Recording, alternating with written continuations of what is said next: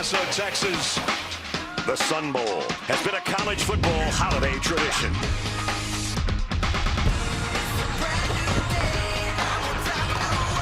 I'm extremely honored to carry on the rich tradition of Washington State. I just want to encourage everybody out there to dream big. I can't wait to bring a Pac-12 championship back home. Go Cougs. Touchdown! Cougs on fire in the desert. Touchdown! Delora drops it in the bucket.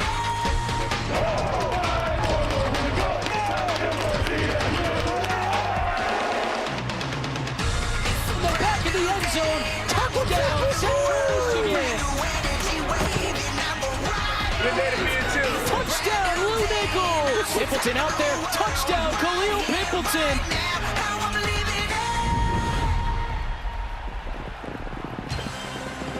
Not only a holiday tradition, a CBS tradition. Welcome to the Tony the Tiger Sun Bowl. For the 53rd year, CBS is here to bring it to you. Maybe not the matchup you expected, but it's the Chippewas of Central Michigan taking on the Cougars of Washington State. Right now, the Sun Bowl is not quite living up to its name. It is a rainy, dreary day in El Paso, Texas, and the Hardy Souls are here to watch these two teams as the Cougars come in from the Palouse, and from Mount Pleasant, Michigan, come the Chippewas of Central Michigan. Welcome, everybody. I'm Brad Nussler with Gary Danielson. Hopefully, Jamie Erdahl has not floated away down there on the field. If you're looking at your bowl sheet and you're going, wait a minute, I thought Washington State was playing Miami. Well, that was the original setup. Miami, due to COVID issues, had to bail out of the game. And likewise, Central Michigan was to play in the Arizona Bowl. There was trouble there with Boise State. So they pieced it all together, and we got a game, Gary. You know, this Washington State team, they earned their way here. It was tumultuous for the season. They're excited to play. And a MAC school, it's going to be the Chips, get an opportunity to knock them off.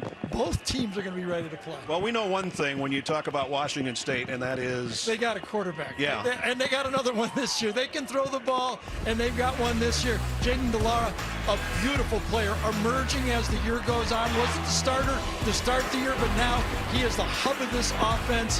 He has the whole thing. Runs around in the pocket, throws electrically. He had a great game against Washington in the Apple Cup to win that game, and he's got a pair of receivers, two slot receivers that are going to be a handful for the CMU Chippewas in this football game. You know, you talk about the weather. That's not going to affect them. They think this is like a sunny day to them, even though they put it up. Likewise, we talked to some of the Central Michigan folks. Have you played in a mess like this? They go, yeah, like the Ball State game was way worse than this. Yeah, Wednesday night sleet, 30 That's degrees. right. Nothing. 30, and 30-mile-an-hour winds. And they keep it on the ground. That's how they do their thing. They do. They've got the leading rusher in the nation playing for them, and they are going to pound with Lou Nichols. And he's a big guy pounding. And I think it goes into the game plan that they need. They need to run the ball, keep the ball away from the Washington State, and Lou Nichols has been their go-to guy. He's been the whole attack. 1,700 yards. If they can run the ball, they have a chance in this game, and I think they will. This will be fun. It's the Pac and the MAC. Central Michigan and the Cougars of Washington State coming up shortly. CBS Sports presentation, the Tony the Tiger Sun Bowl, sponsored by Marathon, GMC, Allstate, and by Kellogg's Frosted Flakes.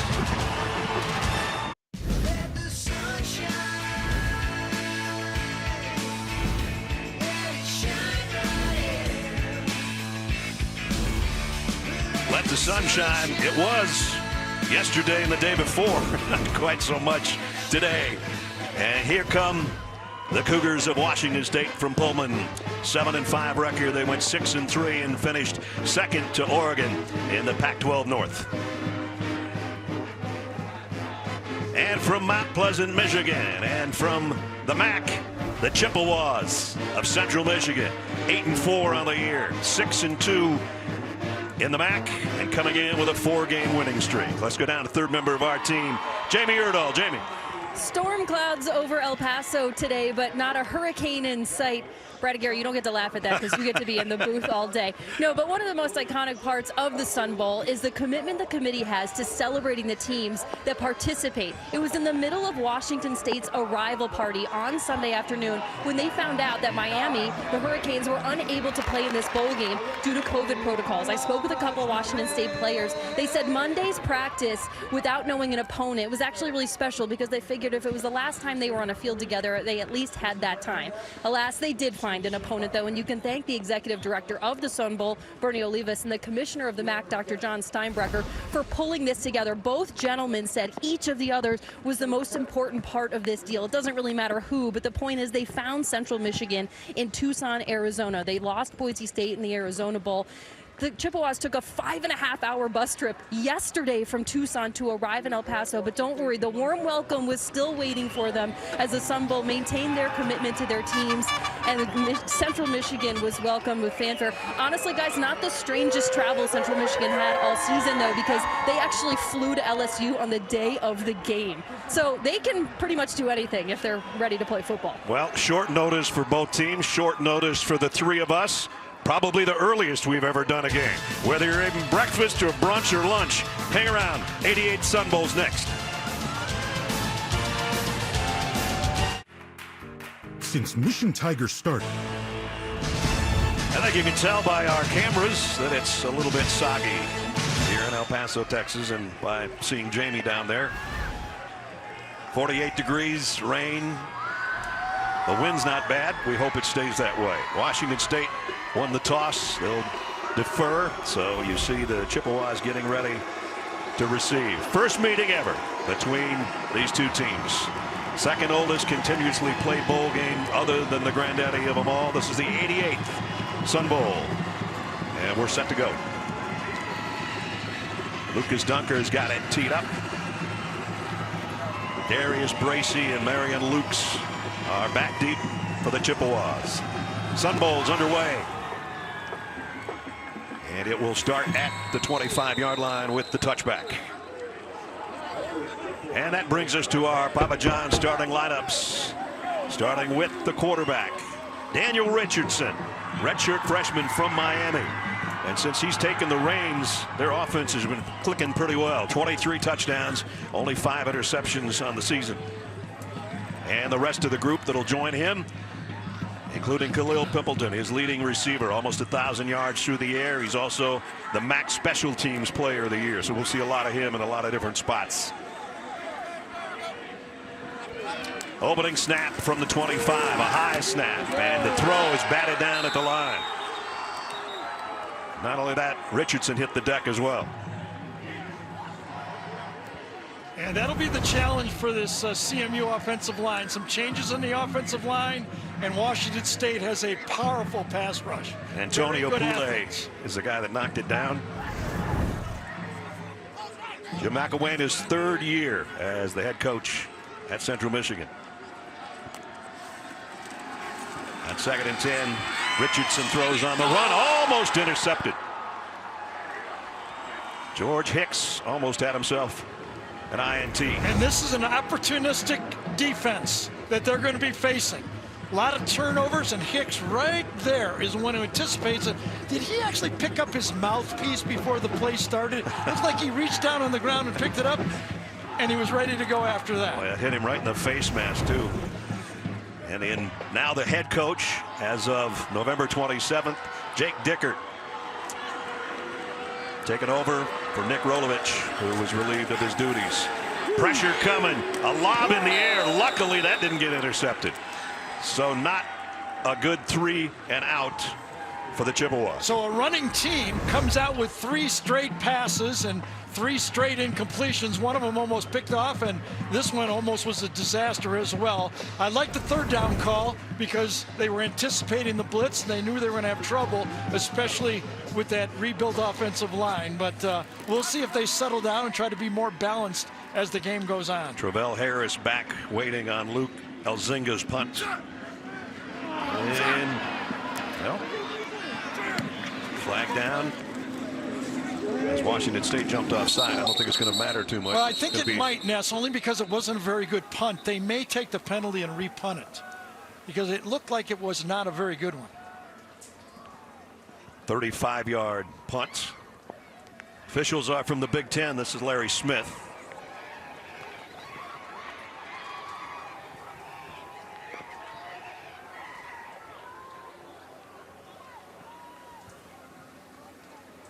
He wants to get out of the way of the camera. He's telling those guys.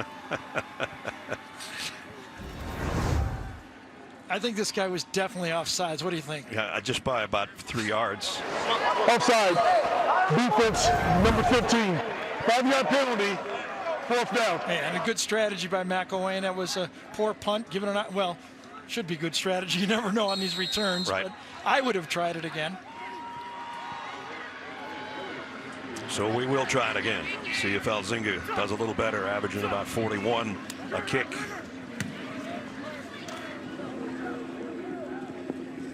Close to the same spot. Got a little bit more out of it. Goes out of bounds, and Washington State will take over on offense. And with the Papa John's starting lineup, we head things off with the Cougars with this guy. Gary already talked about him. Jayden de Laura,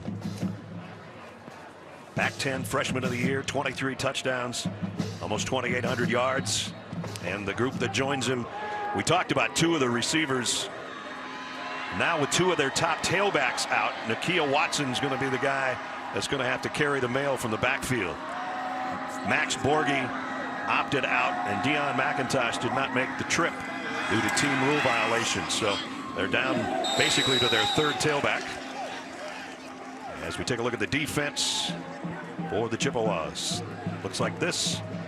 Troy Hairston, all MAC first team performer. Last year he was the MAC Defensive Player of the Year.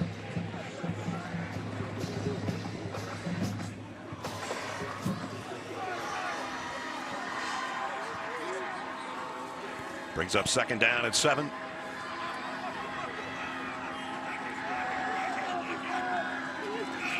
Kind of a low snap. And here's Watson getting it out for about 3. It's going to bring up 3rd down. So here's the ball game for Central Michigan. I mean, a pass offense, they have said they have not faced one like this all year. The closest was Kent State, and they were more hurry up. The challenge for them is trying to handle those 2 inside slot receivers. They're their best 2 receivers. They've got a lot of space around them. You see, they get them in the middle. The outside guys, one-on-one. Those are the 2 guys they have to try to corral.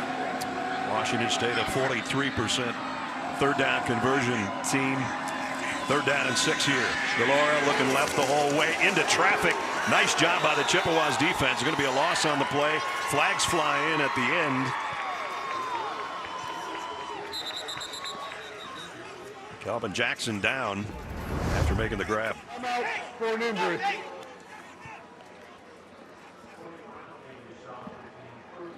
Yeah, he got bent pretty badly on the play. It was McCray, number 3, that came in from that strong safety nickelback position that made the play.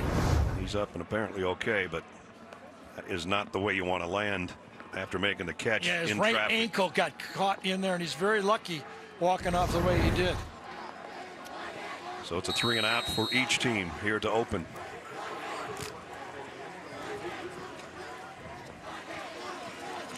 Khalil Pimpleton waiting on the punt from Haberer. Has to backpedal a long ways. Nice kick way back at the 15. And broke 1 tackle. He's going right down where he caught it. Nice coverage by the Cougar special teams. Good looking punt. Early 1st quarter. No score between the Chippewas and the Cougars. No score here in the first couple of minutes in El Paso with the quick 3 and out. The last time we didn't have a chance to set the Cougars defense. Looks like this. Ron Stone, their leading sacker, and he's coming back next year, an all Pac-12 performer. A group that, as Gary said, does a great job with the takeaways. 27 of them coming in to this game this year. You know, Jamie talked about the commitment of the two teams, but how about our girl Jamie putting it out for this football game? She did a 7-hour drive. Her flight was canceled through the state of Texas to get here, right? Luckily, she likes to drive. Yes, I think she thought up that open on the way. Don't shortchange me, Gary. It was 8.5 hours. 8.5 hours. 595 miles, but the West Texas landscape is stunning. I am happy I did it. Well, this girl from Minnesota had never experienced anything like that. I was on the phone with her for an hour and a half. Yeah, so, my mom was checking in on me, as was Gary Danielson, and my husband. And she did our Zoom production meeting as she drove. But she had it set up. I was listening, Brad. I was listening. You were looking. I mean, no, you were listening, exactly. Yes, I was listening. Lou Nichols, first carry, gets him 6, and then it goes out. And you look at the numbers, leading the nation at 143 a game. And the end of his season was remarkable. Had 200 plus and then a 194. There's a little swing pass out in the flat to Pimpleton. As I said, we'll see him do a lot of different things. Yeah, got the double tight end in and to try to swing him out of the football. They find ways to get the football in his hand. You know, you were talking, Ness, about those Tuesday and Wednesday night MAC games. That's when I first watched Pimpleton. I'm watching the game. I'm just going to kind of cruise through the MAC action, and all of a sudden I see this guy return a punt, and I go, I think I'll stay with this game for a while. Then he does another one. Then he catches one at the 4, which you're not supposed to do, and he takes that one to the house. So I stayed for it. So I'm excited to do the game. Nichols on a 3rd and 2, and he's not going to get there. Nice job by the Cougars defense to stop him. Yeah, they had a great first down play, and then they try to get, try to do a little something to keep the defense off balance, come back, figure they can run it on 3rd down and make it, and the Cougs step up and slam the door shut. Justice Rogers, one of the guys there, along with Smith Wade, and his 4th down again. So second punt coming up for Elzinga, and Travell Harris waits on the other end.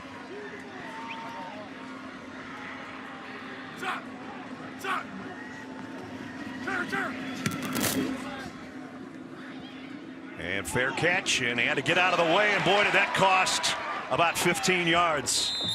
Harris with a late fair catch call, and then had to get out of the way, and it took a great bounce for the Chippewas. And goes all the way down to the 23, 52-yard kick. And obviously it did not touch him, but the Chippewas smartly said, maybe it did, let's get on it fast.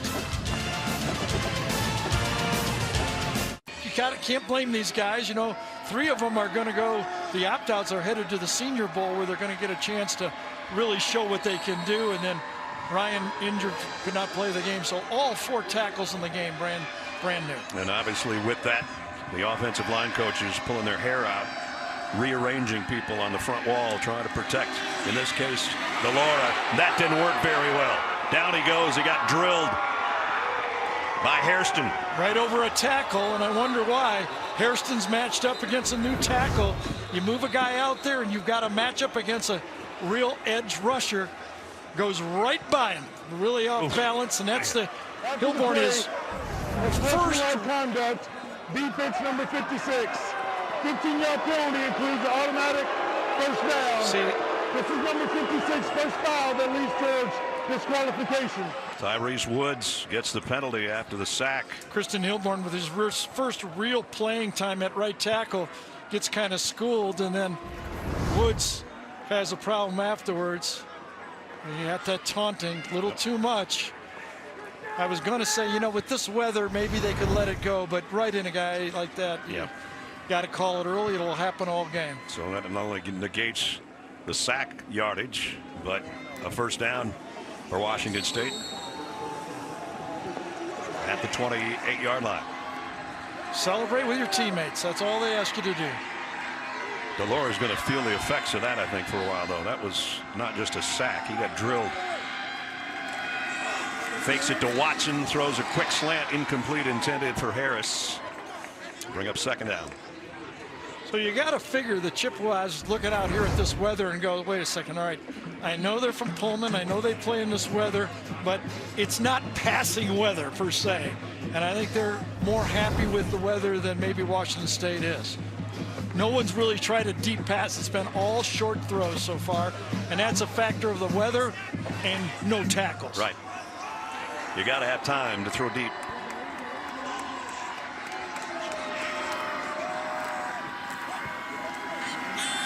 Quick throw there. And screen. They get it out to the 35 or close to it for Donovan Ollie.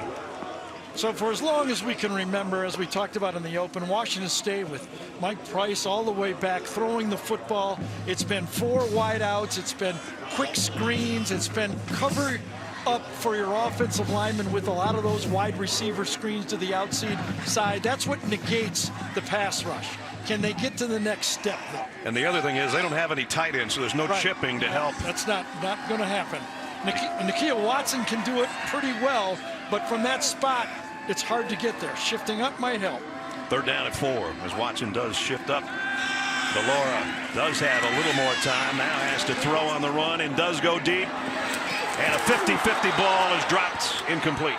Yeah, Calvin Jackson thought the play was over, but Kresge, the safety, did not.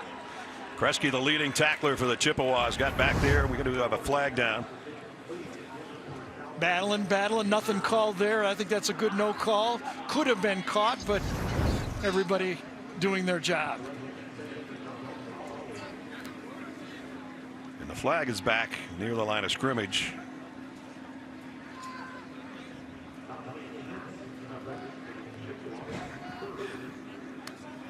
Taking their time on the calls.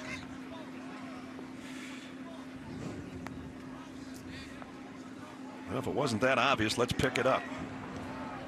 Personal foul, unnecessary roughness, offense number 50. That penalty is declined. 4th down. Brian Green, the center. And the penalties decline as 4th down.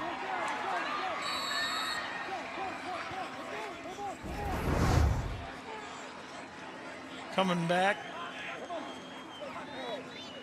It's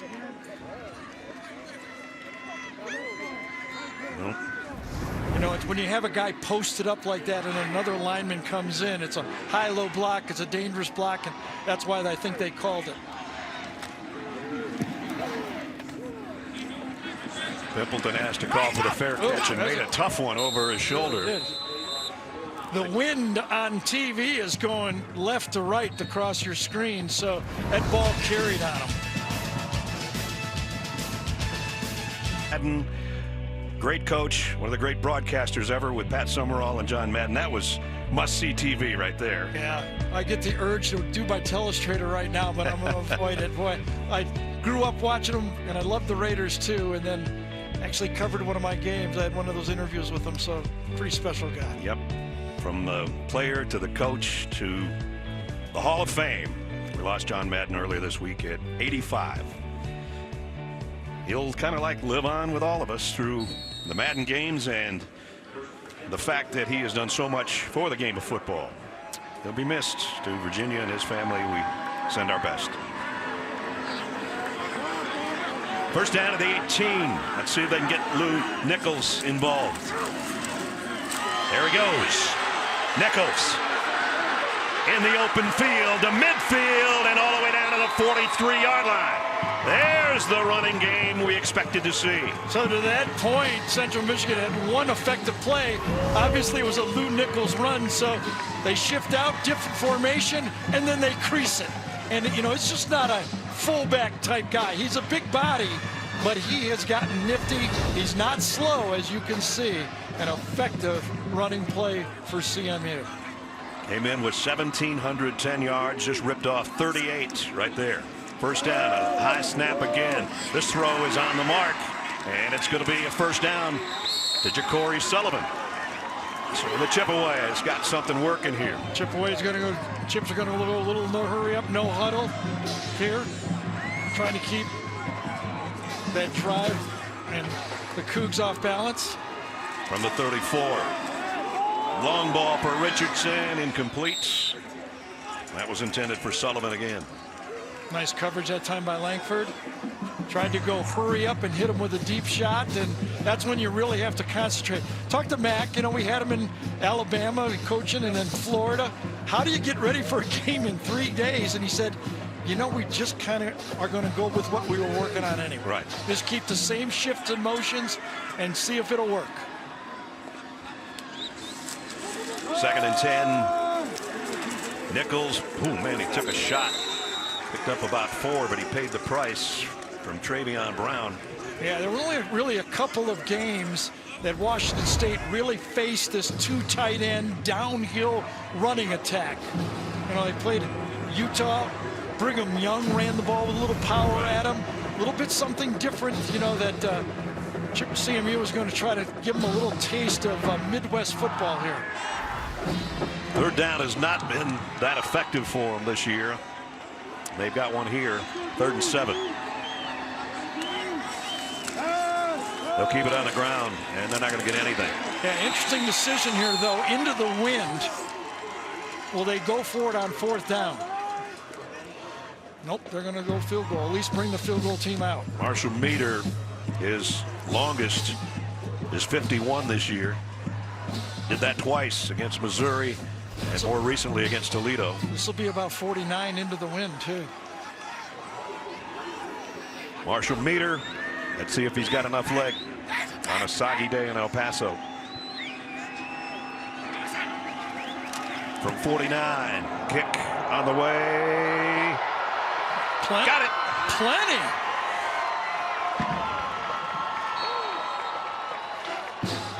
So we got our first score of the day. 2nd longest field goal of the season for Meter from 49. Central Michigan on the board first, up 3. Wide receiver at Central Michigan University. I want to wish everybody a happy holidays and fire up chips. Hi, my name is Alonzo McCoy, defensive back at Central Michigan University, and I want to wish my family and the fans of Mount Pleasant a happy New Year. And we had our happy New Year's Eve from CBS, wherever you might be watching today. Big day of football, and here it's 3-0 after a 51-yard drive and 6 plays, capped off by Marshall Meter's 49-yard field goal. This one is returnable from the 5 for Travell Harris. Harris had a little crease going. Now he gives ground. He's way back by the 15, and they're going to track him down before he can get to the 20.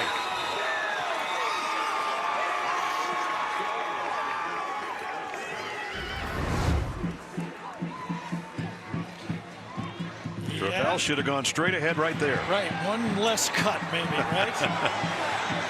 Now you're in no man's land. Exactly. You're like, where's the sideline? He averages about 22 yards a kick return, and he gave way on that one, and it cost him dearly. And they're going to start inside the 20 at the 18. You know that's your fault, don't you? Yeah. Because you told him you wanted to take the first one all the way to the house. I know. So he tried. He promised me. I said 100. He wanted to go 95 with that. Didn't went work out. 95 sideways. And nothing on the ground either for Watson. Ball almost came out as well. And somebody had his shoe. Moretti, number 22, starting, the true freshman in this football game. They say he's going to be the next great one, and you see a piece of it right there out of Colorado. And yep, you're allowed to do that. Not just don't throw it very far. It along. Not very far. You don't want to do toss that. it. You're allowed to toss it. Shades of Florida LSU. So far, Cougars have been unable to get much going offensively. 2nd and 10. Delora, a little shovel pass, and Watson missed that, and he got decked afterwards. And it's 3rd and 10. Well, you can see this Washington State team trying to figure out a way to get around their missing tackles. Yeah. You know, they're trying to come up with plays, and sometimes you get a little tricky for yourself, you know. Right now, CMU is sitting in a lot of zone. They're keeping everything in front of them. They're known as a man-to-man team, but right now they're just sitting back and seeing what's happening. They figure if it's going to be a long pass, they've got the advantage getting to the quarterback. They're one of the best teams in the country on 3rd down defense, too. 9th in the nation, 2nd in the MAC, and they've got the Cougs on a 3rd and 10 right here. DeLaura, pressure coming again. Again, he throws deep on the run. Almost a one-handed catch, but almost isn't good enough. Joey Hobart couldn't handle it, and it's 4th and 10. Yeah, again, pressure, a stunt right here. You get one guy going out, one guy going in, and that produced Harrison coming right in, flushing him out of the quarterback, and now you're just throwing it up for grabs, and Hobart almost makes a circus catch. Son of Billy Joe Hobart, quarterback. He thought he had it. Not quite. Another punt. Pimpleton back deep for the kick. Fair catch taken at the 40-yard line. That's going to be the best starting field position now for the Cougars. We get a flag down that I didn't see at the end of the play, so hold on.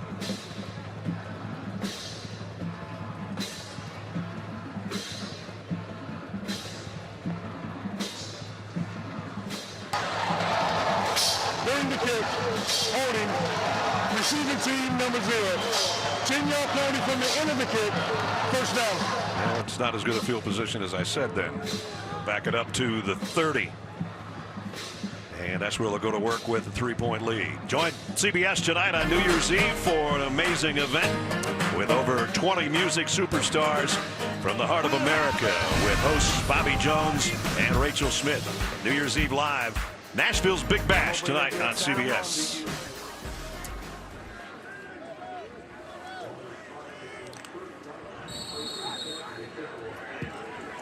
There's the first 3 possessions. Their last drive, 38 of their 51 yards was Lou Nichols. See if they go back to him.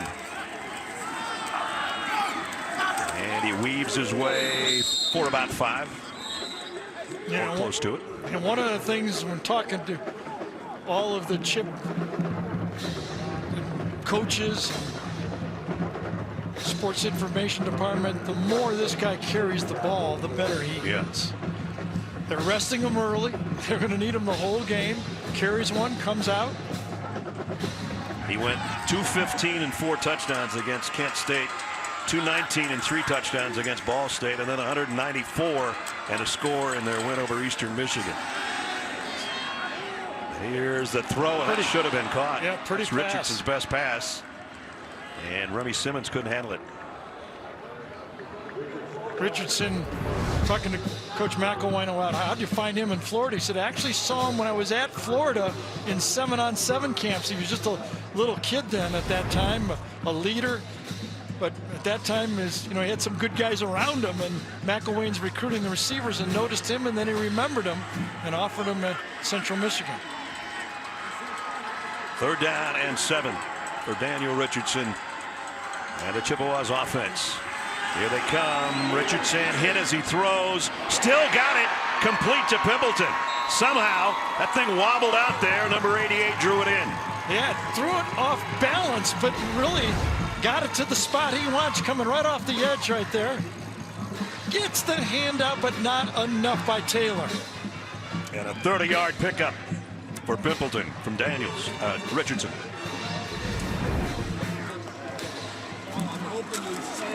Quick play, fake, and throw to the out. That one's to Dixon. Now remember, most of those short passes like that, when you see the lineman pulling and the play fake, probably are tied with an RPO. That's when Richardson is making that decision whether he should give it or he's got the easy pass to the outside.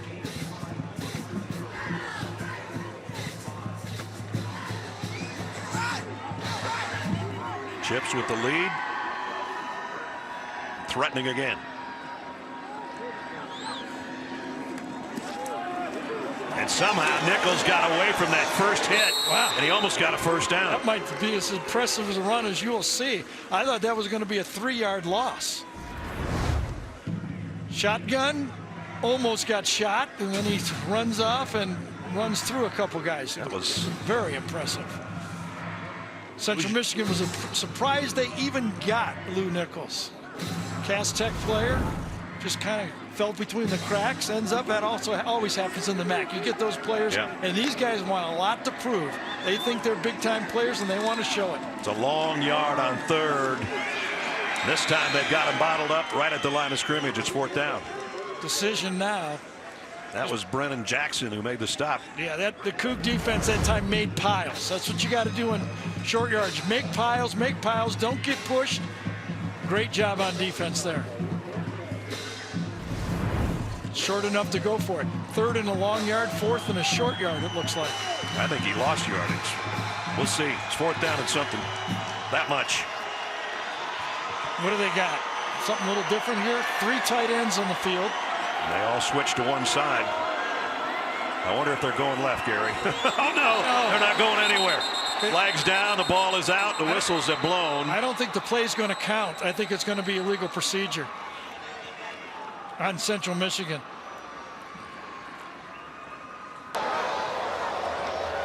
False start. Offense, number 6. 5-yard penalty. Fourth down. Dallas Dixon, the guilty party. Yeah, he's right at the end right there as he lines up. Watch him lean forward. Yep. Now you got to decide whether you're going to go field goal, because it's even going to be longer than the last one, but he cleared it pretty well. He did. And that's what they're going to give a shot to the same guy, Marshall Meter. It's going to be 3 yards longer. This would be a career long if he hits it. 52-yard field goal by Meter. Got it again. Man! He's the leader for player of the game right now, I'll tell you that. Meter is the leader. Longest he's ever hit on a soggy day in El Paso. His teammates pushing him around.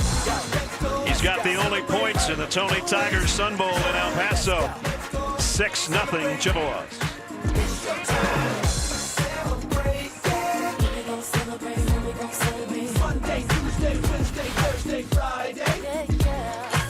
It's on the playoff picture coming into focus tomorrow. The NFL on CBS.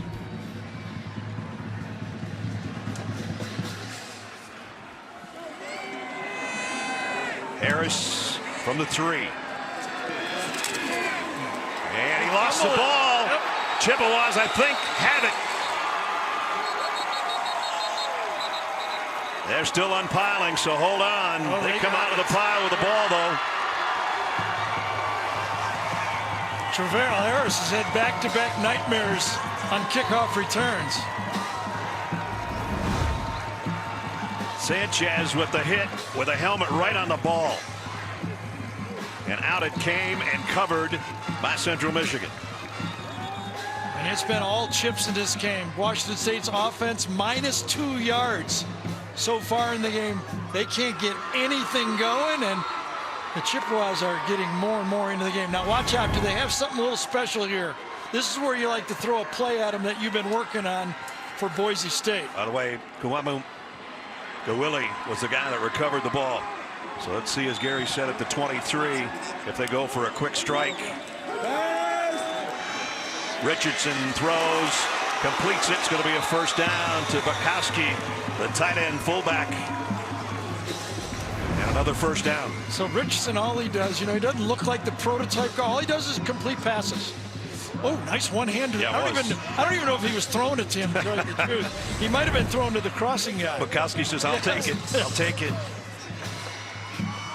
So the Chippewas threatening again with a 6-point lead.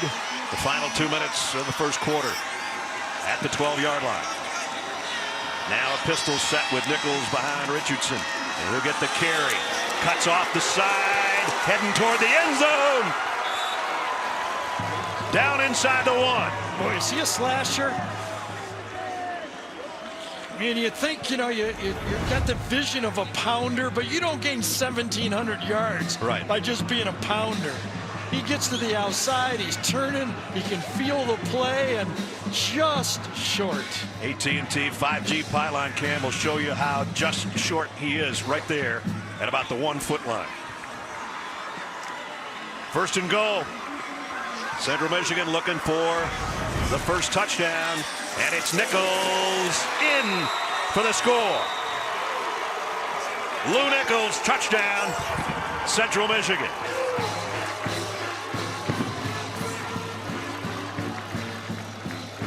kind of deserved the football, didn't he? Yep. Getting it down there, put everybody on the field, turn around and give it to the big guy.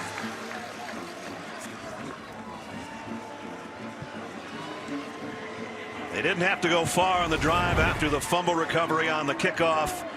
23 yards in 3 plays. And Nichols caps it off. Meter in for the point after. After those long field goals, they almost missed the extra point, but it's good. But after the fumble, they dialed up 3 quick plays. I don't know who he was throwing it to, but I know who caught it. Wichkowski. And then you give it to Nichols. He gets to the outside, has that feel and power, running the ball, and then feed the big guy for the touchdown. You get 3 tight ends on the field and knock it in the end zone. Nichols' 16th rushing touchdown of the year, which leads the country, and they're up 13-0. Conspiracies, their efforts lead them to a QAnon convention at sea. Reno 911, the hunt for QAnon, now streaming on Paramount Plus. 13-0, Central Michigan in front. And the Tony the Tiger Sun Bowl. Short kick, live ball, scooped up on one hop by Lincoln Victor, luckily, and he got a good return out of it. That thing just died in the middle of the field, and Victor was there to scoop it up and get him some decent field position. You know, as I'm trying to think for the Cougs, what do? You know, you try to be who you are in one of these situations. Finally get a kickoff where you don't really have a bad play out of it, but what do you do on offense? And maybe we're kind of underrating the loss of Mac Borghi. You know, they're all go-to guy, emotional leader. When you turn around, he used to provide the big play from that running back spot. And with him there right now, they're struggling to find some offense. Borghi opted out. He was almost a 1,000-yard rusher, 12 touchdowns.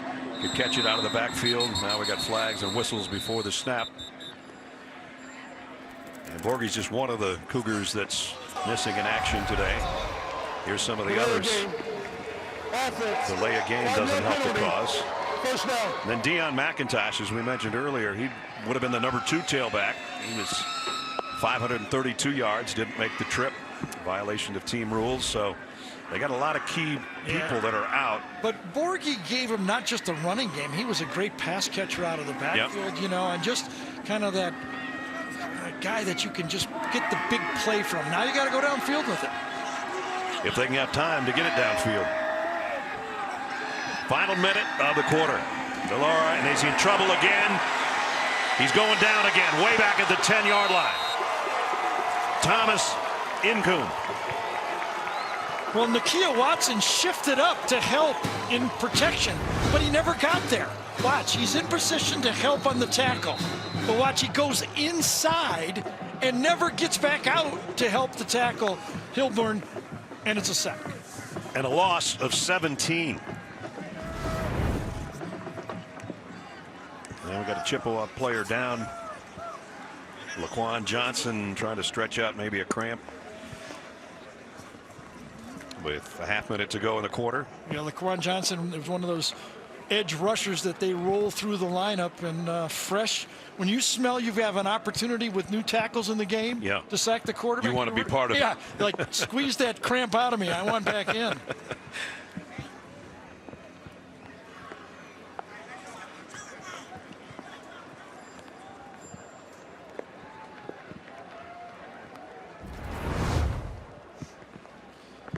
No There's chip. Laquan right there. Yep, no chip. He's got a direct path. Doesn't get credit for the sack, but he caused it. Yeah, he sure did.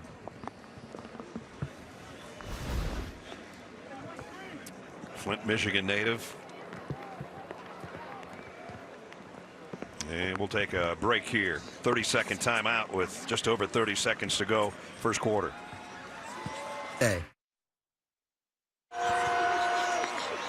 Kind of things you can't do, Gare, if you want to stay in a game is have a delay a game on first down and then a 17-yard sack. Right. Second down and 32, third down and 34 coming up. And then your linebackers, Moretti that time again, smells the fact that it's going to be a draw. He's just standing there. Everybody more zone defense, and you're just making play after play. The first quarter of the 88th Tony the Tiger Sun Bowl comes to a close in El Paso. And Washington State so excited to be here. The other team got shipped in from a different bowl, and they're playing like they want to be here too. Chippewas at the end of one, 13-0.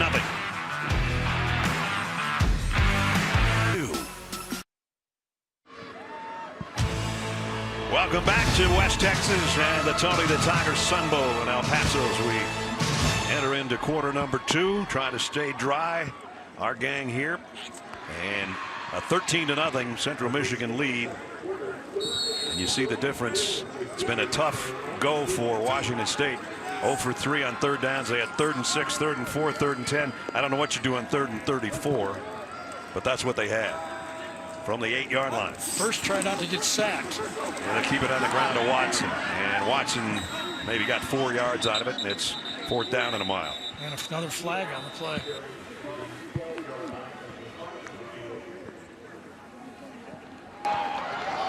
Holding, offense, number 50. That penalty is declined. 4th down. Brian Green, that's a second penalty for the center. It's declined, and they're going to be punting from their own end zone. The Cougs rearranging their line. Brian Green plays center, plays guard. This time he's in at guard, and you see him grab him.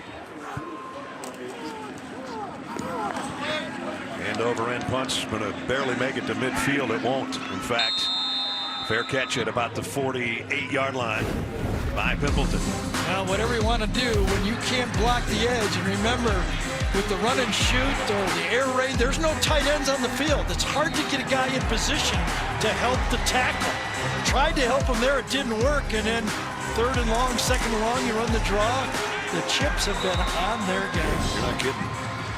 They were good coming in against the rush, but they've been good against everything so far on defense. Now their offense has the luxury of great field position and playing with a 13-point lead. So can that opportunistic Coug defense make a play and help their offense out, give them some field position? They need one of those takeaways that they've had so many of this year. Nichols dropped for 2 or 3 yard loss. Central Michigan finished second in the MAC West, 6-2. They won their last 4, and they were really rolling. And they're the state of Michigan MAC champions because they beat both Eastern and Western. Eastern, their most recent game, 31-10. They've won 6 of their last 7. So the season started slow for Coach Mack, and then it warmed up when this guy took over at quarterback. And this guy running the ball, that doesn't hurt either. Nichols got a first down at the 40, inside the 40, the 39. Okay, so, you know, after watching him live, because on tape they look at a little different, now he reminds me, he has that lean and that acceleration of a Le'Veon Bell type player. Big, strong, hard to tackle, and faster than you think. Number 65. A holding call is going to bring this back. 2nd down. You can notice on the first 2 plays of this defensive set that Dickard's defense, you know, he came here being the defensive coordinator, has taken over. They've gotten more aggressive. The first 2 plays, they rushed their linebacker and a safety, trying to disrupt the momentum and the kind of the rhythm of the CMU offense. Jake was introduced as the head coach on December 2nd after taking over in week 7. So he's with a new contract. He's got some new coordinators coming in next year. Here's a quick throw out to Sullivan, and Sullivan gets some of that yardage back.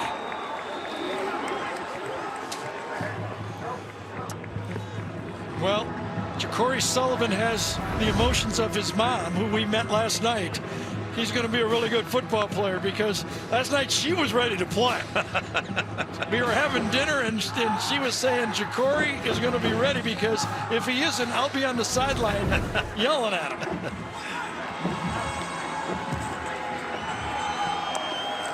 High snap. Richardson handles it, and he's going to go long and just overshot Dallas Dixon. 4th down. Let's check in with Jamie. Well, Ja'Cory Sullivan and Khalil Pimpleton, longtime friends. I'm talking born one day apart at the same hospital in Michigan. The moms were telling us last night how close of friends these two have been. Pimpleton went elsewhere for college first, came back to play with one of his best friends. And we want to watch out for a trick play here because apparently they had some connections in high school that involved one of them throwing the ball, one of them catching it. So, Brad, keep an eye out for that one. Yeah, Pimpleton was the guy throwing it. Sullivan was catching it. They've been playing together since 4th grade. Featuring different hair look nowadays. Muskegon state champs. One of them, Pimpleton, was the quarterback. Harris makes the fair catch around the 13. And Washington State's got it back. Let's see if they can get some offense going. Jaden DeLaura hopes that's the case, but he needs some protection and some time.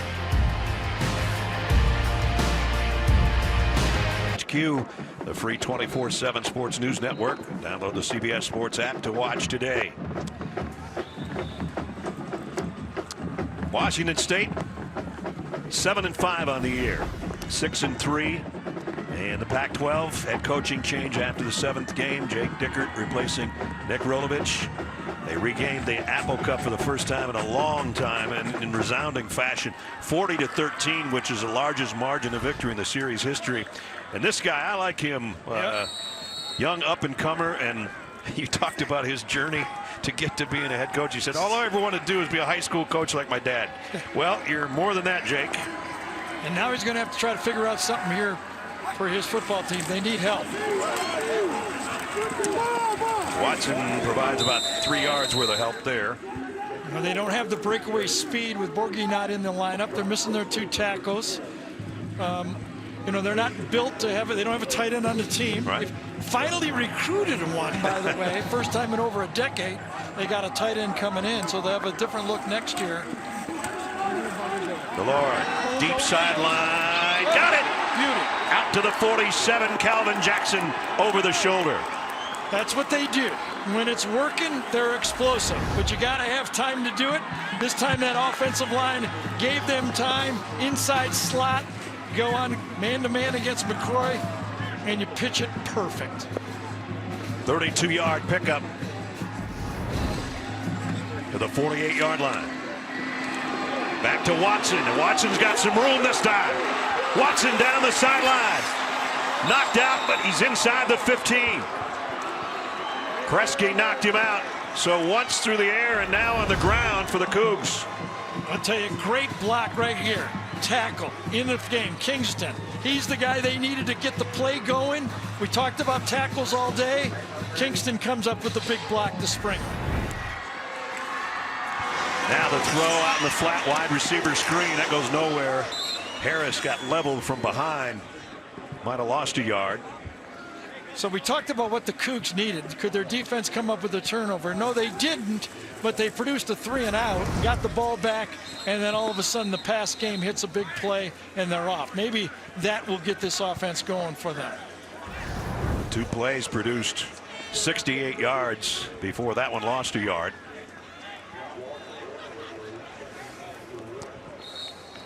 Jared Kingston, number 52, is out at that left tackle. He usually plays left guard, probably their most athletic guy. That's why they shifted him out there, and he got the block, the key block on that long run. I didn't see anybody take a timeout, but obviously both teams have most of their players out on the field. And I didn't see an injury either, but apparently there was one. So now we're going back to the line of scrimmage. They watched the Purdue-Tennessee game. They just figured somebody was hurt. Yeah, you and I were exchanging texts the whole game. Who's going to get hurt next? Yes. Just to slow everybody down. It was. That game only lasted 5 hours, and then that's right.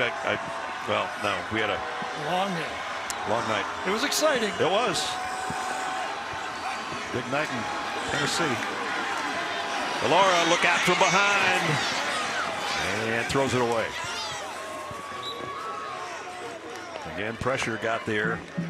Well, Jaden does a good job here. He understands he doesn't have all day to sit and pat the ball. Watching the game against Washington, 3-man rush all day against Washington State. He was just standing in the pocket, patting the ball, Talked to defensive coordinator Rob Akey from CMU. I said, are you going to do that 3-man rush? He said, I hate this. I hate that. He added one more word in there. Yeah. But he hates it. They have not converted a third down. As we've said, they've had a lot of long ones, like a 3rd and 34. This one's 3rd and 11. They'd love to keep this going and get points, not just 3. Looking for a touchdown. Got a man look from Central Michigan here. Delora has to backpedal. Throws off his back foot, knocked down beautifully by Alonzo McCoy. He was almost at the 32-yard line when he let that ball go. Okay, the line of scrimmage was the 12, so he could feel the pressure. Okay, watch, it's shotgun, ball's at the 12.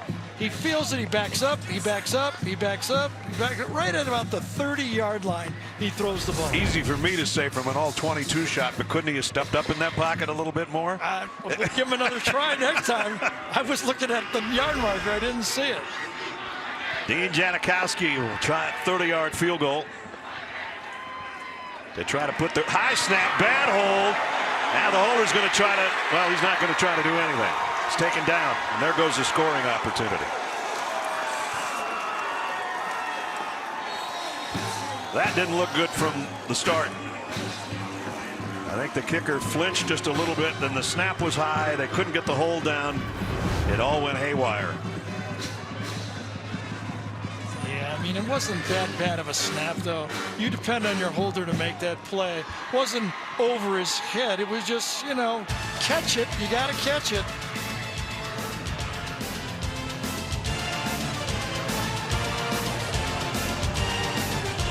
The Chippewas basically just got here in time to play, as Jamie said yesterday, after a long trip, not quite as long as Jamie's, but nonetheless a long journey to get here to a soggy day.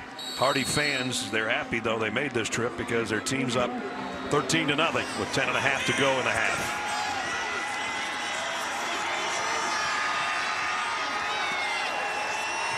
Richardson in the shotgun. Gonna flare it out to Nichols. And you hear a few chants of Lou now from the fans here.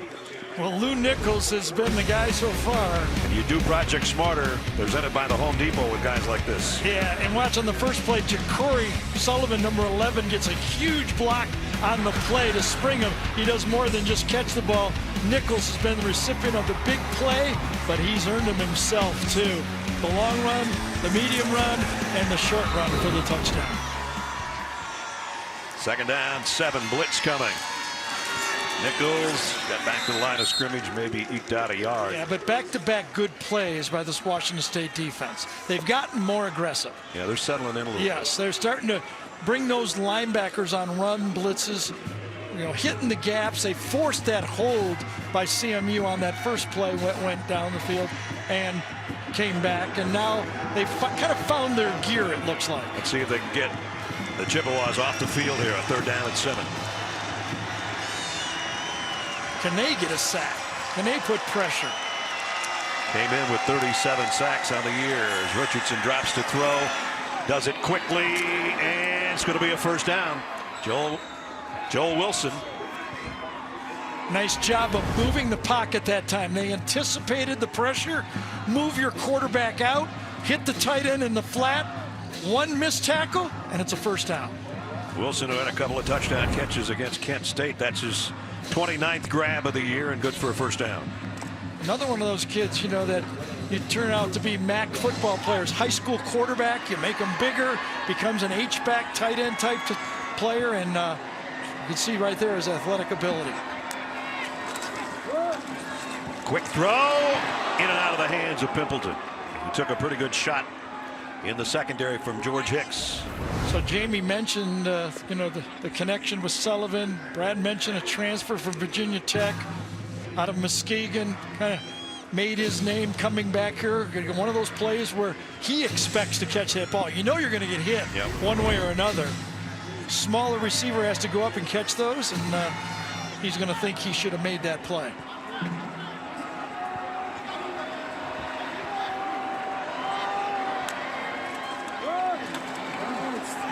This one, back shoulder throw complete to Sullivan. And it's a 1st down. Well, it's no wonder that Pimpleton was such a good quarterback in high school if he had Sullivan to throw to. Yeah. The guy's physical, back shoulder play, athletic, likes to play football. You saw he got that block downfield, and then he kind of made a motion just like that when he made the block, and he does it when he catches the ball. 22-yard pickup. Well, watch the pass here. Here it comes. Oh, got to pull it down. Wilson pulls it down, gets what he can out of it, and got back to the line of scrimmage. Well, there's one of those trick plays that they had dialed up. We just told you he was a high school quarterback. Let's see how the Cougs handle the defense. Safety stay back. Tried to go hitch and go. Nothing. Nowhere to go with the ball. Smart play to just get 2nd and 10. He didn't want to throw it and ruin his percentage. Absolutely not.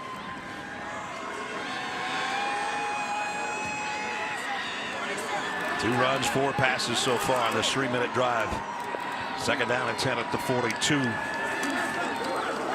Nichols slashes off tackle, flags down. Probably going to have a holding out on the edge, which would negate another nice Nichols run. He's already had one taken away from him due to a holding call. Yeah, you pull the offensive lineman and he grabs as he comes around the corner. Holding. Offense number 78. 10-yard penalty from the previous spot. 2nd down. Yeah, Bailey comes around, pulls out of the middle, comes around and just grabs. Oh, that's a grab. Just a little bit. Bailey kind of a swing man for Central Michigan. Play a little tackle, a little guard. He's probably their 6th offensive lineman. Kind of rotate around. Got to have one of those utility guys. That backs it up for Central Michigan back in their own end at the 48. Richardson getting some heat. Throws to the sideline. Jump ball. Yeah, I think they called it incomplete. And they kind of went after Smith Wade, number 6. You know, that's a spot where Jalen Watson would usually be playing. So they kind of attack the new player, fight it off, and Smith Wade does a really good job. There's a look right in front of the Cougs bench. We couldn't tell if it was complete or not from our angle. That's why it took us a second as it was knocked away. Brings up 3rd down and 20. Have to get all the way to the 32-yard line.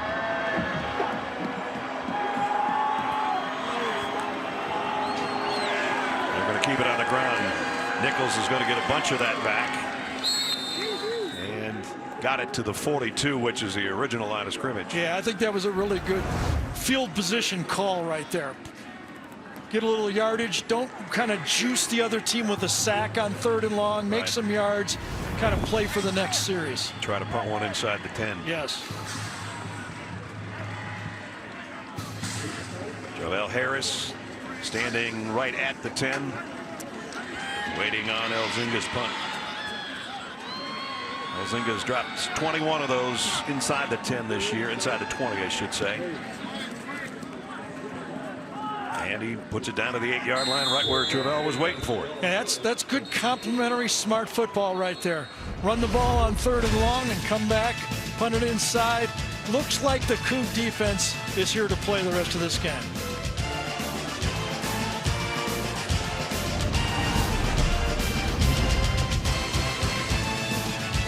You know, it would be really tough after you see Washington State wearing those white jerseys behind me if Central Michigan was also wearing their white jerseys. Both of these schools were meant to be the visiting team in their respective bowl games. So Central Michigan traveled to the Arizona Bowl with their visiting whites. They had to overnight their home jerseys just to be able to have not white versus white jerseys here at the Sun Bowl. The jerseys arrived on Friday. The patches were sewn on yesterday by 6 p.m. Bernie Olivas only had 125 patches left, and that was the exact number he needed to get those Sun Bowl patches on these jerseys. It's an awesome story how this even came to be, and that's even more intriguing thinking about the jerseys. Yeah, I'm glad they're not both in white too, James. Trust us, it's hard enough up here. 1st down from the 8 and incomplete. Intended for Calvin Jackson, who has the longest reception of the day from Jaden DeLaura. First 4 possessions, punts, then they fumbled the kickoff return. That led to points. The last drive, they got down there, and then DeLaura backpedaling, gave up so much ground on an incompletion. They went for the field goal, and that was botched from the get-go. So any kind of points before halftime they would take, but they're a long ways away from the other end zone. even on the ground to Watson. Maybe got 2 before he got drilled by Moretti. Boy, Moretti gets around the ball. He sure does. They said he's going to be a star, and he's already showing what his potential is.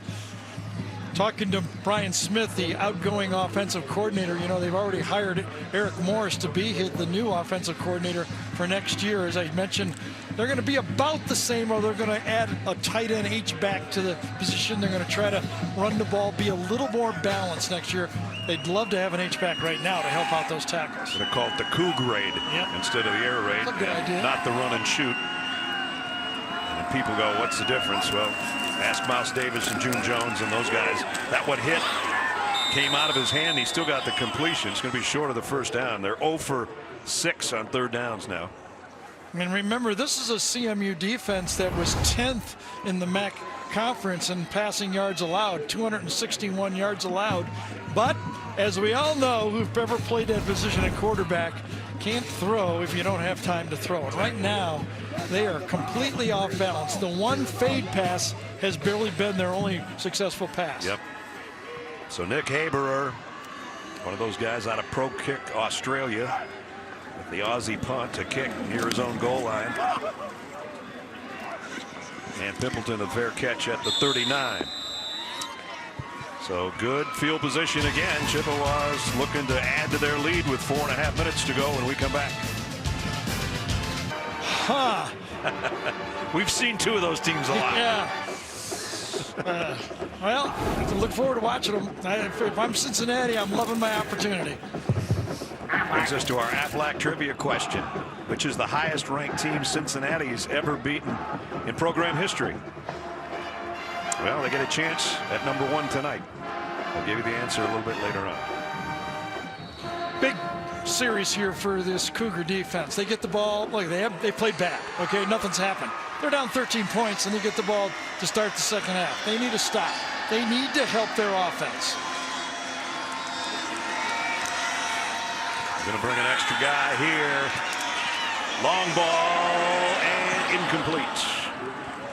Intended for Ja'Cory Sullivan. Went deep on first down. A little more aggressive. Thought that time that the pass rush was actually the pass rush really caused the incompletion. Richardson could not stay in the pocket. Had to let it go way before he wanted to. Jim McElwain said about Daniel Richardson, he's not all that pretty all the time, but he gets the job done. Nichols, only a yard. And it'll bring up third down. So one more play and they will get off the field.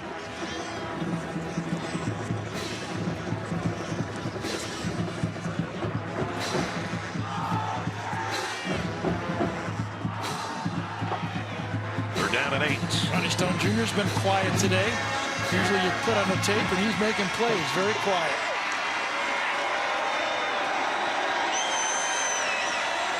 Cougars defense all packed up. They back out of it a little bit, but they do bring an extra man, and it caused the pressure and incompletion. Yeah, you know, on this nickel package, they shift Stone from the defensive end spot into tackle, and they bring in Quinn Roth. And that time, you could see the pressure that Stone put on. Moved him in just spot, and he was the guy that put the pressure on. Sure did. So they'll force a 3 and out.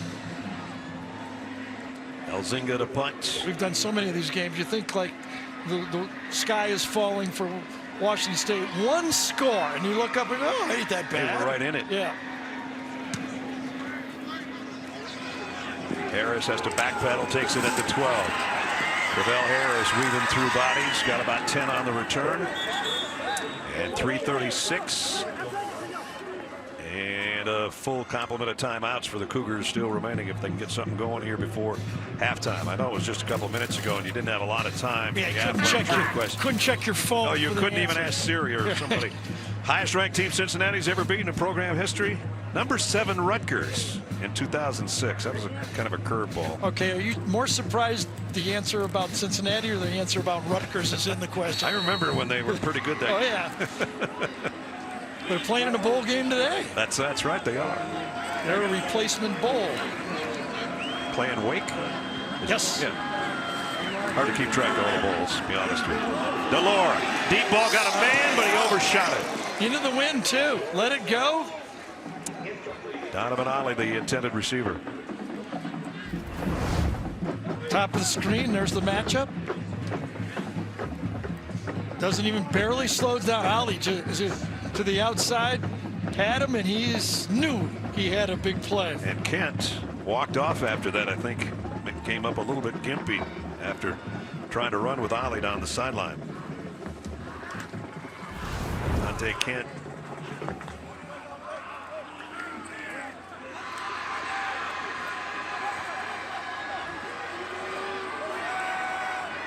Second down at 10. Blitz coming. Delora in trouble. Down he goes. And a flag as well. Might be a holding on top of a sack. It is. I think Troy Brown, number 8, got held on the blitz that Ness called on the play. Whiteside came up with the sack. Coming from the outside, I think Brown is the one who gets held on the play. Offense. Going to the decline. Third down. Of course, with the big sack, they decline it. Don't need to do it. 3rd and long anyway. Going to be 3rd down and about 17, I think. Yep. So they got the ball back, but they're going in the wrong direction here. Need to get to the 32 for first down. And they're 0 for 6 on 3rd down conversions. Not good. They're about 0 for almost everything they've done here. One fade pass.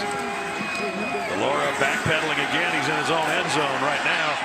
Throws a desperation toss that almost got picked off. He did get it out to the 39-yard line. And it's incomplete as 4th. Jake Delora's going, you know, when I have my tackles, I'm really good. And when teams rush 3 guys at me, it's a lot easier than it is today. He is getting a taste of what it's like today in this game. Getting past rush, that's no fun for anybody. And getting face planted after you throw it. Even with that, almost got hauled in down there by Lincoln Victor. So instead, another punt from inside the 5.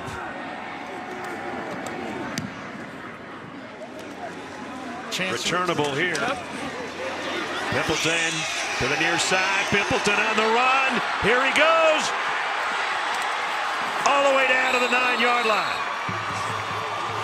Neighbor saved a touchdown. I just want to ask you, Ness, if you were watching Tuesday or Wednesday night MAC football and you saw that, would you stay with the game? I would. Yes, I would. 45-yard punt return.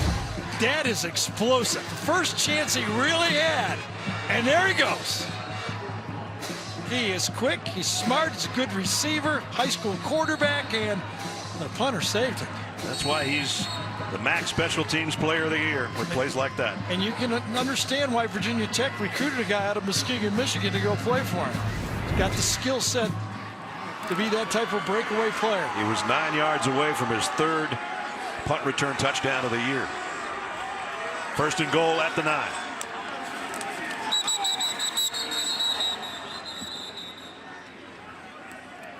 Daniel Richardson saying, what? Did Washington State take a timeout? I think somebody took a timeout. Timeout. Washington State. Yeah. Indeed. This is the first of the half. I think they might have had just 10 guys on the field.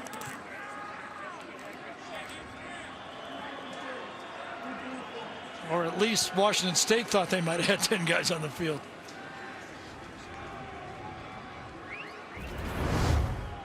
Can't really tell. 4, 3, let's see, 4, 3, 4. No, it looks about right. But they called timeout. You can see the referee running to the sideline and saying they want out. Daniel Richardson, the reaction by the quarterback was, we got just what I wanted to see, and then the whistles blew. Could have been a matchup they didn't like. Good, also. I think he had Joel Wilson, maybe the tight end, that was one-on-one, and he had a lead on his man, but the whistle stopped everything. So we'll see again. 1st and goal at the 9.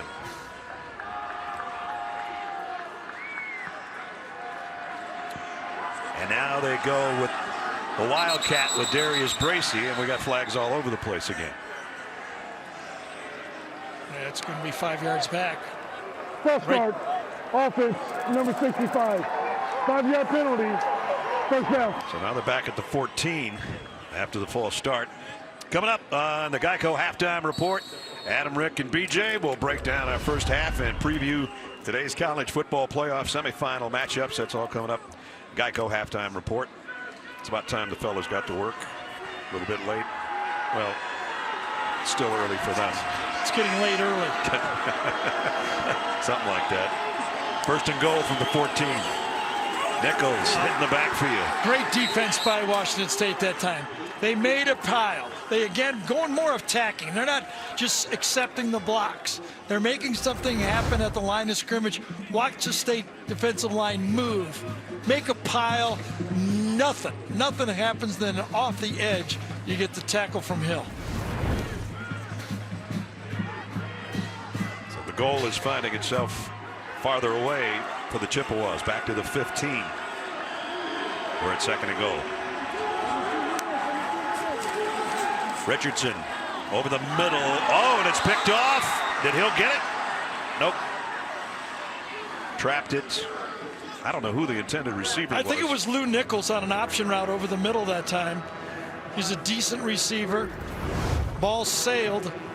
And no, it skipped. So one hopper. It's going to go to Nichols, coming right over the middle here.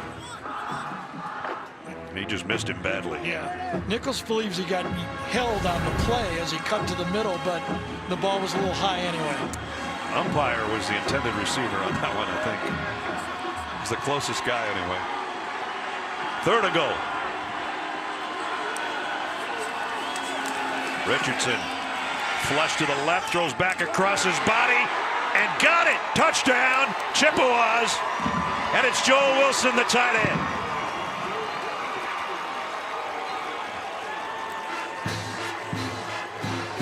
Those tight ends, when you got them, you go to them. We've seen it all over college football this year. He's in the slot, pressure inside from Ronnie Stone. Get out of the pocket, put the ball up in the air, and your guy's bigger than their guy. Great hands by Wilson. And they're going to go for two here. Yeah, I don't know what's wrong with 20-0, to tell you the truth. I don't either, but I guess they want 21. Yep. Pimpleton in motion. Lofts it to the corner, and it's caught by Pimpleton. 2-pointers good. They got him reeling, don't they? Yeah, they do. Washington State defensive backs talking to each other.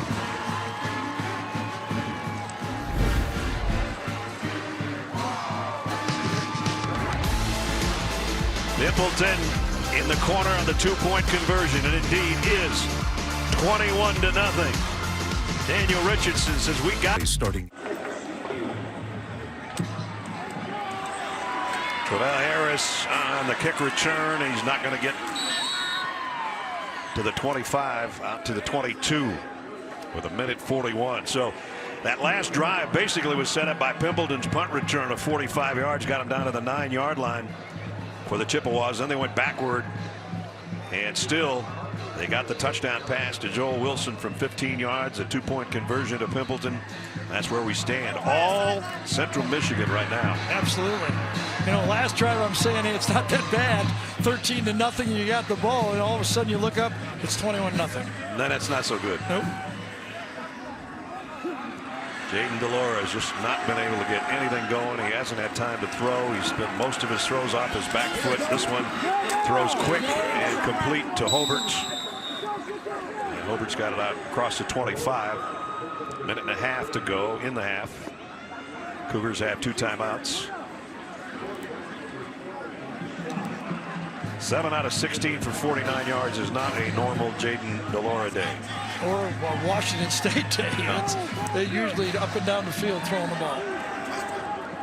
This time he delivers in traffic, but it's knocked out of there. Incomplete. Moretti again put the hit on Ollie, and the ball popped out. Quick throws. Have to anticipate quick throws. Split right in between the guys. It's zone coverage, so Ollie is stopping in the zone, does everything right except catch the ball. Good job by Moretti that time, being right there. Boy, he's done it as a run defender in pass coverage. Up-and-coming star, number 22. Third down at 5. One of the shorter third downs. Let's see if they can pick it up with Watson. Nope. Didn't get there. If I'm Central, I'm taking a timeout here. They've got 3.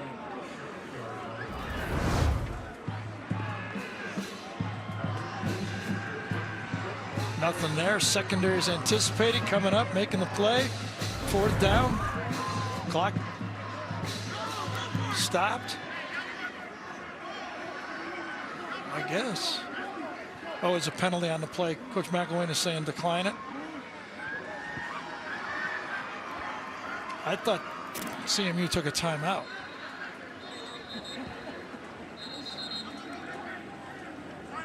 With 1:04, if indeed that's the case, they wasted some valuable seconds before they took the timeout.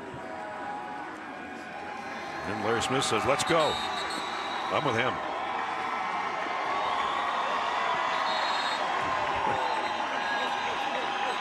Again, we got both teams with the majority of their players in a huddle by the hash marks, or outside the numbers, I should say. And finally, they're heading back on the field. Whatever went on there is news to us. Pimpleton drops back.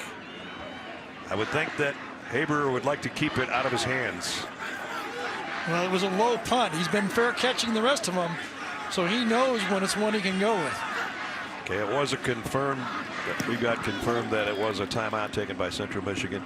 This time, fair catch taken at 36 with 57 seconds remaining. Yeah, that was a smart timeout. The way you can kick field goals from 50 yards. I got a little bit of win here. I bet he's good from 55.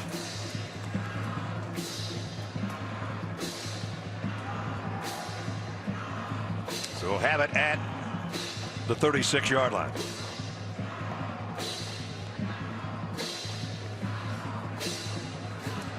And got to get it down. As you see that line, the red line down around 36.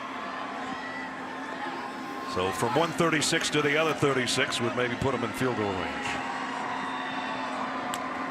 28 yards away. Nichols only got 2. It's had a busy half. Justice Rogers made the tackle. It's his 16th carry for Lou on the day. Well, after taking the timeout, I wonder if Coach McElwain is saying, I don't want to make a mistake late. We got a 21-0 lead. And he said, slow it down. See if it's just Nichols again. With him, he could bust one at any time. It's not going to be this one, though. And I think that's what's the CMU game plan. We either bust one here or we're going to go to half. Yeah. Let's go get dried off for a second. Can't say I have to can't disagree with that. Neither's Jamie. So the Cougars have been manhandled by the Chippewas. It's been a long time. Another Apple Cup 4 years ago, the last time they were shut out in a half. Central Michigan might have been in Tucson for a while, but they found their way to El Paso, and they found it pretty appetizing to them, at least for a first half, with a 21-0 lead. Let's go down to Jamie. Coach, what's tripping your guys up right now in terms of putting points on the board? Yeah, right now we haven't been able to get anything started, so we just got to make sure we're getting back to, running the ball a little bit, taking some pressure off of our young tackles, and just making sure we get the ball a little bit faster. What's been the most challenging part containing them defensively? Well, I think right now we've just been putting a couple backed up situations, and they beat us. We got to be a little bit better in the red zone. We got to stop the run. Their running back's a big physical kid. We just got to make sure we're finishing this thing. Thanks, Coach. All right, thank you, guys. Well, that's the end of the first half, as the Cougars will try to regroup and put something together in the second half. 21-0 Chippewas, as we send you over to Adam, Rick, and BJ in our New York studios for the Geico CBS presentation of the Tony the Tiger Sun Bowl from El Paso continues as we head into the third quarter, and so far it's all Central Michigan. Chippewas with a 21-0 lead. Welcome back, everybody. Brad Nessler, Gary Danielson, as we have a half left to our football season. So do these two teams, and how does the Cougs turn it around here? I don't know. I was trying to think. I don't know what they do except to do what they do, or do it a little bit better. The short passes have to be more accurate, a little bit more time, a couple more starts, put the pressure back on CMU. That's the only path they have. Do what they do better than what they did in the first half. They get it first to start the third. That makes this opening drive even bigger than most are to open a third quarter.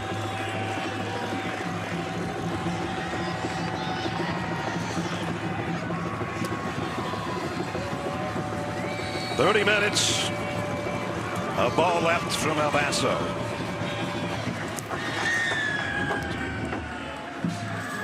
On a one hop at the 5 as Travell Harris, and he's still not going to get to the 20. Whoa, man, got leveled again. Let's check in with Jamie. Well, what Coach McElwain just told me kind of embodies what we're all experiencing in the first half here, which was it wasn't pretty, but they got the job done. 21 points on the board for Central Michigan. He acknowledged the fact that a couple of those points came from special teams, so he really wants a drive to be put together offensively. He was so proud of how those offensive linemen have been able to step in without the guys they would normally have at the tackle and nose guard position.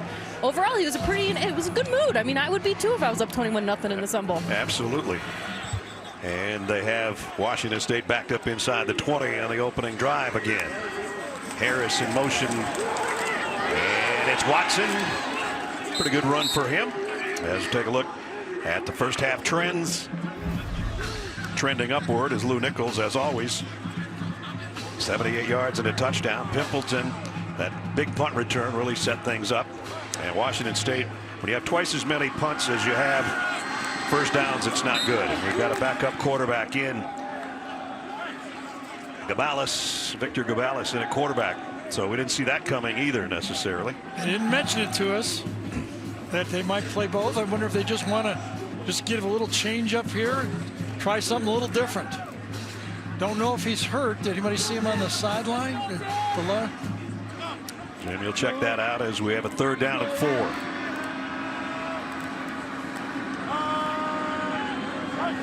Blitz coming on Gabalis, and it's going to pay off. He'll go down.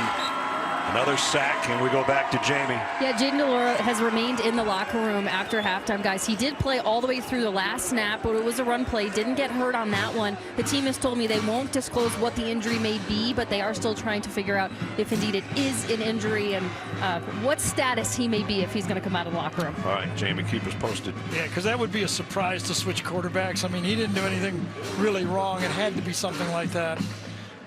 That time, Laquan Johnson, number 11, again put the pressure on. New punter. They're trying everything different as Boyle kicks this one. Pimpleton backs up to the 35 and goes down right there.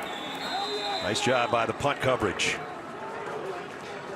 Well, after what he went through the first half, he might be tempted not to come out. I know that's not the case, but look what he had to put up with in the first half. Yeah. It could have been any one of these hits that he took, including the first one of the game. I remember Ness even saying that one had to hurt. Yes, and he wasn't effective at all. Yes. And so now it's the Chippewas, so that 3 and out doesn't help the cause for Washington State. Central Michigan's got it right back.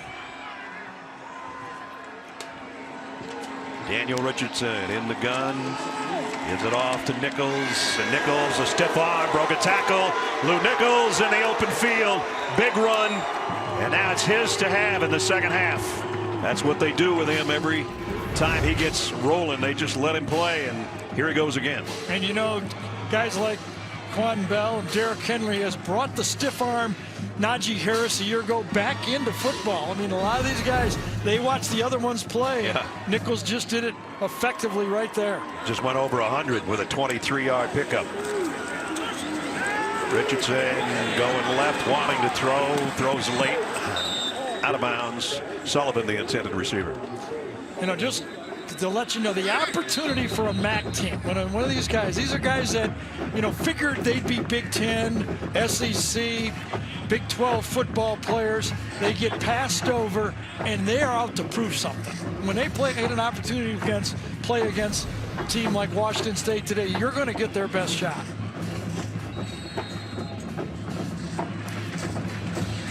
Pac-12 undefeated against the MAC in the last 10 years, 8-0. After long ways to go. to not have an 8-1 against the Chippewas right now.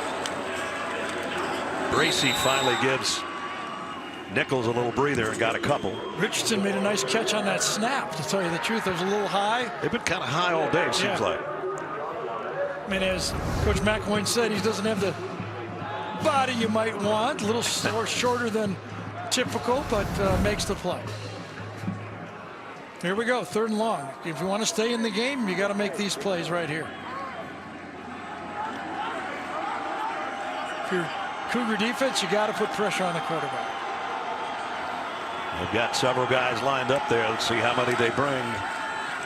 Extra ones coming, but it's still a throw and catch and a 1st down. Got it out. Ja'Cory Sullivan again. I tell you, but you know, you can tell the difference from the Cougar blocking to how CMU picks up the blitz. Running back takes it on, just enough space to throw the ball. That's what you need. That's all you need. And I'll tell you, Ja'Cory Sullivan's having himself a football game here today. Back shoulder, there he is again, down to the 10. Yep.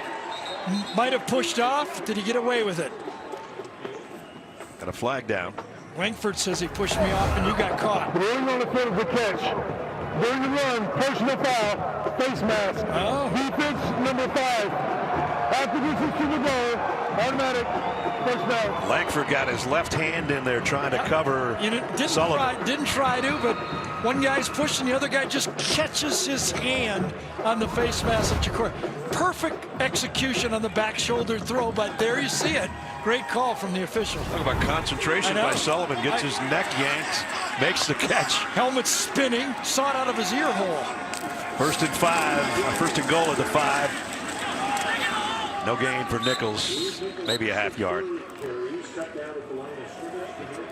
And now Washington State getting a little chippy after. They're getting frustrated, and I can see why.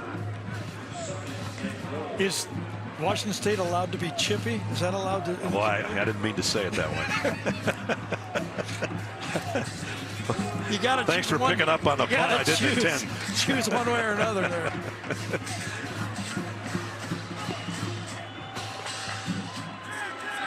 Second down and goal. Nichols behind Richardson in a pistol. That's Pimpleton in motion. Long handoff, loose ball. There's the turnover the Cougars were looking for. Never had the handle, and the fumble recovery by Woods. So they got away earlier with a high snap. This time it's a handoff. They've done it. Yeah, didn't even get it there. Nichols is going to close his arms, and Richardson never drove the football. You got to drive it to the stomach. He never got it there. Jahad Woods with the fumble recovery. Washington State's got it back, trailing by 3 touchdowns. Victor Gabales in at quarterback. There's his numbers on the season. Hasn't played a lot, and not sure that he was expecting extended duty in the Tony the Tiger Sun Bowl, but here he is. Good news is they got the ball back on the fumble recovery. Bad news is they're at their own 4-yard line. Watson going nowhere, and it's that guy again, Moretti, who's got him all wrapped up.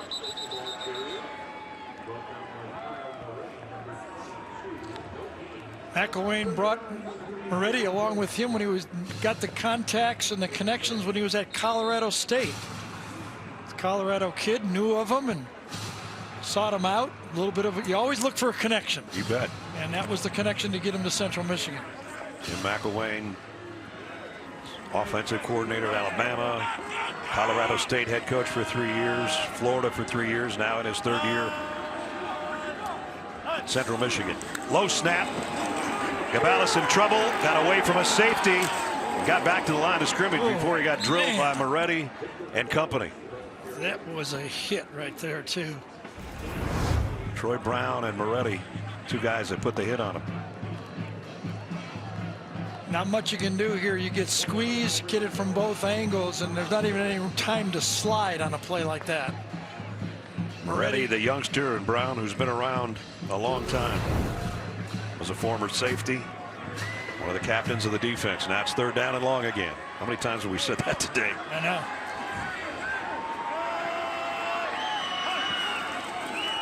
And it's a draw play. Watson Broke one tackle, not going to get away from Moretti. And now they drill him back near the end zone, but his forward progress is at around the 3 or 4. And you can give credit to the other guys who end up saying they made the tackle, but that's the guy that made the play. He did, and prior to the snap, Moretti was telling everybody, watch, he's going to point. Watch out for the running back. They're going to go in the draw. Watch out for the draw. And he's ready for the draw. And he does that, and then his teammates clean up. And now Boyle with his feet almost on the end line to punt. And Pimpleton, the dangerous return man, waiting around the 45. High end over end kick. Pimpleton, late fair catch. He wanted to take it, but was forced to take the fair catch at the 44-yard line. Great field position for the Chippewas, leading by 21. Under 9 minutes to play in the third quarter, still raining at the Tony the Tiger Sun Bowl. Here's the quarterback situation for Washington State. Jayden de Laura still in the locker room. He's being evaluated for a lower body injury. His status is TBD. The next 2 quarterbacks on the depth chart are walk-on freshmen because grad transfer Jared Garantano, we know from Tennessee, did not travel with the team. He has opted out from this bowl game, guys. All right, so it's the question that we had. Garantano had a lot of time, and there's the 2 quarterbacks.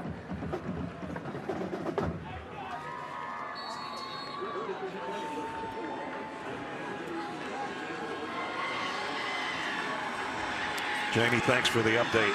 And so we know what quarterback we're playing with the rest. Another high snap and a throw over the middle. And it's the tight end again, Joel Wilson. I don't know how they got away with that one. Unbelievable. Too good. I mean, a nice play. The good catch was on the snap. And then you just toss it up to the tight end on the play. Pick up a 17. Watch this one. First of all, whoops, and then just get rid of it. He's got a convoy. No gain for Nichols. And Richardson has done this 2 or 3 times all day. This one, only way it could happen, he had pressure. He knew it was coming, but had the perfect call on for what the pressure called on the play. With those high snaps, Richardson, the only guys that have made better catches today are Ja'Cory Sullivan and Khalil Pimpleton and the tight end. He's third for sure. He's at least third on the reception charts, just catching the snap.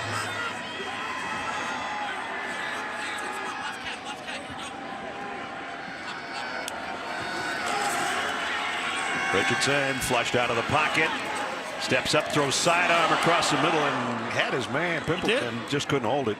Second catch that Pimpleton could have made to help out his team, didn't come up with it. He knows it too. Sometimes you make decisions on quarterbacks about body types. You're not the prettiest, coach said, but boy, he does see the field. You know, he's played, as we talked about, played a lot of AAU 7-on-7 football. Very comfortable throwing the football, isn't he? Yep. Third down and 10. Got a little bit of a Sonny Jurgensen gut on him. Old school. That's the part I kind of like. Yeah, the old guys. Yeah. And this time Nichols is going nowhere. 4th down. Brennan Jackson, the first guy there. Yeah, obviously they're in field goal range. That's what'll be the case, as we saw what Marshall Meter could do earlier. He had no problem from this kind of distance earlier. Hit from 49 and 52. I incorrectly said his career long was 52. Our lovely spotter George Hill had to straighten me out that 53 is his career long. Thanks, George. This one will be from 44. I don't think so. And I don't think so. Well, he hit the ones when they needed it to get the lead. Didn't need that one as badly, but in the rain, he's like, yeah, I should have had that. Still 21-0. Rainy El Paso, Texas. Brad Nessler, Gary Danielson, Jamie Erdahl, and our CBS crew. The rain has intensified. Gary's looking through a waterfall over here by our booth. My edge. Need another gutter over here. So first down, Washington State looking for any kind of points to try to get back in the game, starting from the 26-yard line.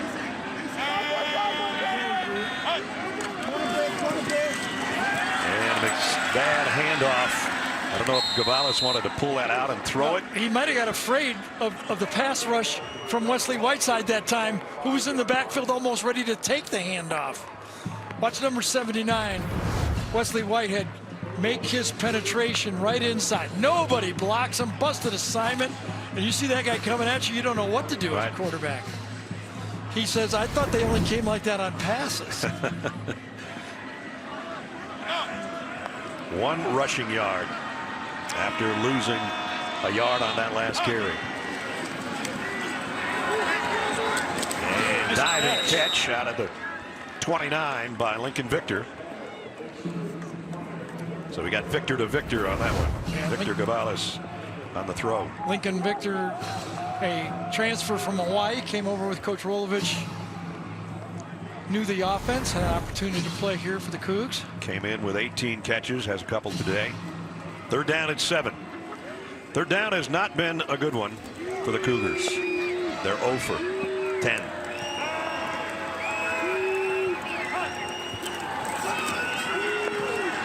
Now they got one on the run. Victor again. Victor. 4 guys trying to bring him down. They can, but only when he got to the 16-yard line. So do what you do a little better. And this is what is a little better. This is what you do. You're just going to run the slant. Basic pass route. Man coverage, stick it outside, throw a good pass, and make the catch. That's the offense. You don't have anything else to do but do the offense and do it well. 55-yard pickup to the 16, and now Gavalis comes up firing again. Got it complete to Travell Harris, and they're at the 10-yard line. Check in with Jamie. More tough news for Washington State, guys. Wide receiver Calvin Jackson, he will be out the rest of this game with a lower body injury as Gavalis starts to connect with some of these other wide receivers. All right, so one of the top guys, second team all Pac-12, is out. Harris is still in there, just made that last catch. And that's why Victor has moved into that position in the slot to make those plays. Victor in the slot to the right. There we go. Gavalis looks that way, now comes back to the middle, and did he catch it? Nope. Nope. Stribbling. I think Kresge that time, number 4, made the play, lays out and makes the play. He's got him. Look at that stretch out by Gage Kresge, number 4.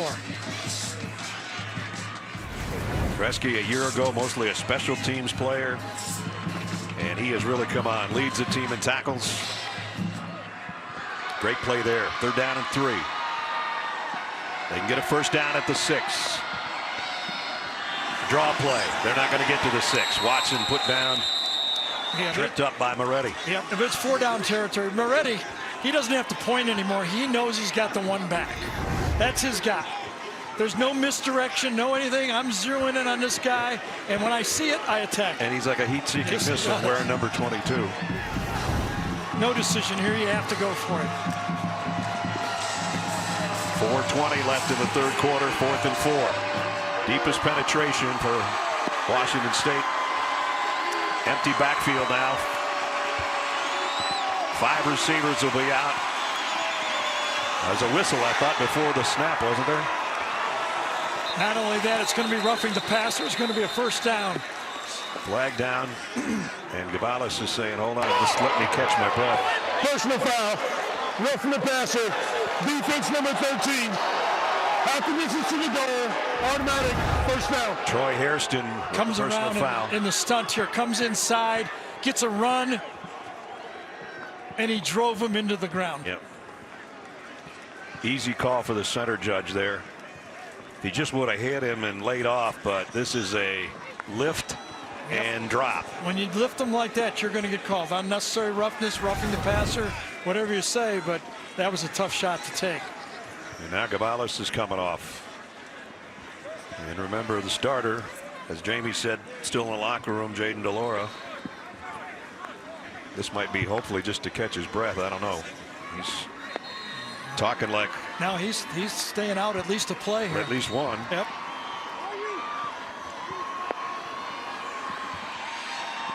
Looks like Travell Harris will play direct Wildcat. Snap, Wildcat. Yep. I think Victor said he was okay, but they're going to go with the Wildcat. 1st and goal. Travell Harris, starting wide receiver. in the Wildcat. Fakes the handoff, trying to hit to the corner, and he's there. Touchdown, Washington State. Travell, who's had some problems today with kick returns, punt returns, whatever, but he's got the touchdown. Well, you could see the speed. The Chips thought he had him pinned in, but once he got to the outside, nothing was going to stop him. It's only the second carry of the year for Travell Harris. His first carry was for -3 yards. That one was for +5 and a touchdown. And the Chippewas with the turnover down there when they could have scored a touchdown, and the missed field goal has kept Washington State in the game, and State takes advantage of it. Janikowski in for the point after, before a flag again. Delay game, kicking team, 5-yard penalty, retry. I think that's a good move by Washington State right there. 5 yards don't mean much for an extra point, and they don't want to waste a timeout. They knew they weren't set up properly. They only had 10 men on the field. Well, they hadn't scored earlier, so they didn't know what to do after the touchdown. Like, wait.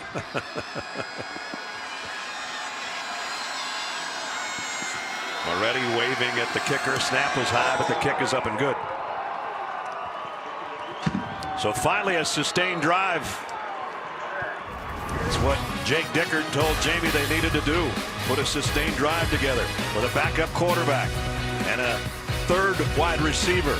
A 55-yard gain, and then let Travell Harris score from 5 yards out to make it 21-7.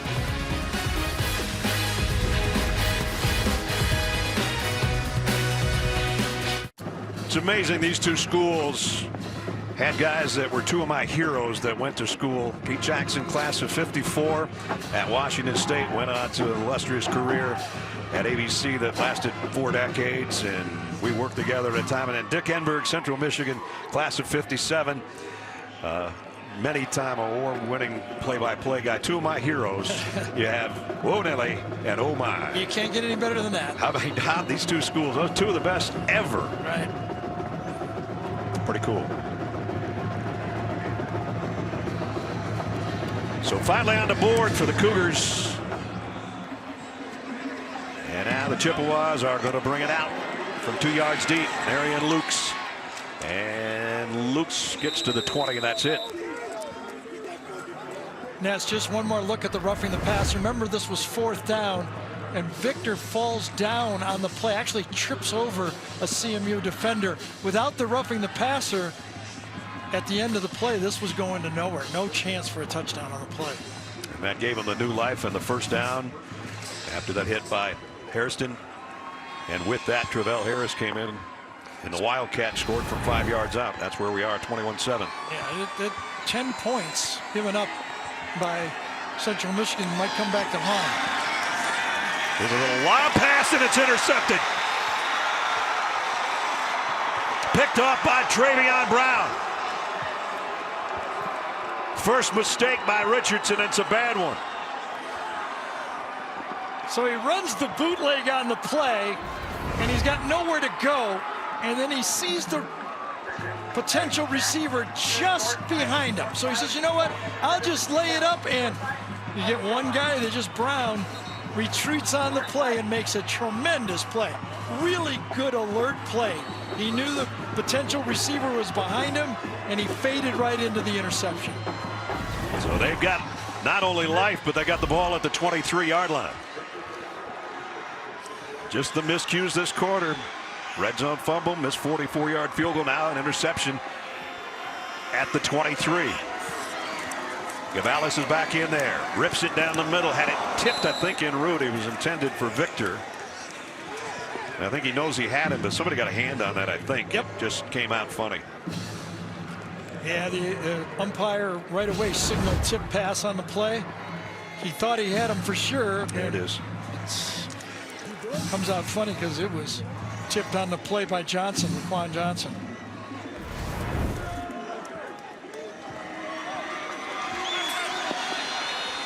Second down and 10. Blitz coming. Watson got the edge. Watson first down. He's got it at the 10-yard line. Nakia Watson got a flag down. Pickup of 13. Well, they got to the outside out of the Wildcat, and now this time they get around the corner behind Brian Green, who pulls on the play. Good pin. If you can't pass block well, you got to do something else. And this time, play, unsportsmanlike conduct, number 6 of the defense. Half the distance to the goal, automatic first down. This is number 6 first foul that leads towards disqualification. So everything's going perfect for CMU, right? I mean, everything's got it. They're in complete control. Starting quarterback's down, can't pass block, and all of a sudden it becomes a football game. No kidding. So Hill with the personal foul on sportsmanlike conduct. Yeah. Right tussling, and kind of a left hand in the face throws the punch. So first and goal at the 5. Low snap, the toss to Victor. That one almost blew up in their face too. The snap was low, and he just scooped it, got it to Victor quickly, and he might have gotten a yard out of it. Wow, that was pretty cool. All in one motion. Yeah, that was a pretty good job. Second down and goal. Under 3 minutes in the quarter. And the Cougs try to make a statement here and get right back in the game to make it a one-score event. In the pistol is Watson, who got him down close. Now he shifts over to help his quarterback with pass blocking. And that, again, looked like somebody got a finger on it. Cavell Harris looking for a flag. There isn't one. It's third down.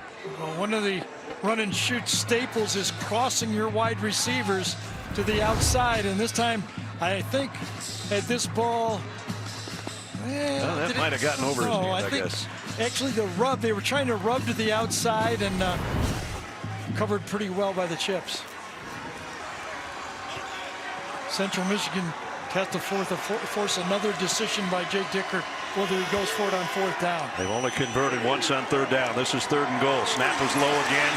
Gonzalez in trouble. Goes to the end zone just off the fingertips. Had him wide open. Of his receiver, Ali. I've done that many times.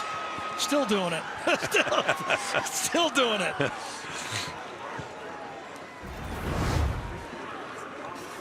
Gets some pressure this time, but he gets a wide open receiver to throw to, and just a foot high. And they're going for it on 4th down. Ali probably his tallest receiver too, but not quite that tall. You can see the rain is coming down. It's not a perfect day to throw a football for sure, especially for a guy that came in throwing 14 all year. Pressure's coming. And that one is on target. Touchdown. And it's Deshaun Stribling. Well, the reason I said pressure's coming, because you knew it was man-to-man. Bump and run to the outside, and Washington State knew it as well. You got the matchup down here. Look at, you know it's one-on-one. Beats him inside. Another 4th down win to stay in this game. And the coach says, yeah, I don't mind being this head coach. These are easy. Just go for 4th down all the time. That's right. Nothing to this silly game. Stribling. His first catch today. Snaps high. And the extra point. He tucked it in the upright. So, first of all, Travion Brown with an interception. They get it down on a wobbly ball. Got to number 88. 23-yard drive. 6 plays. 7-point ball game.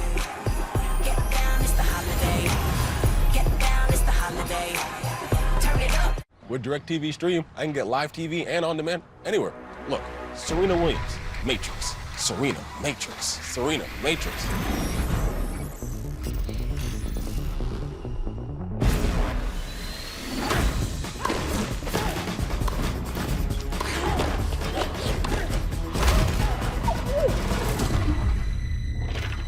Get your TV together with the best of live and on demand.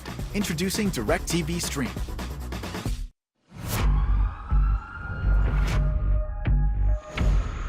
The FBI's are all new. Tuesdays starting 8/7 Central on CBS.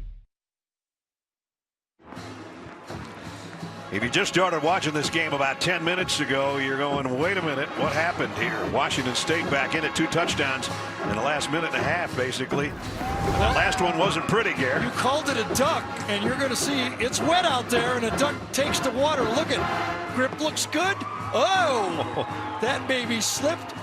It's still pretty if it's a touchdown. Exactly. Ugliest pretty pass you've ever seen, right? Yep.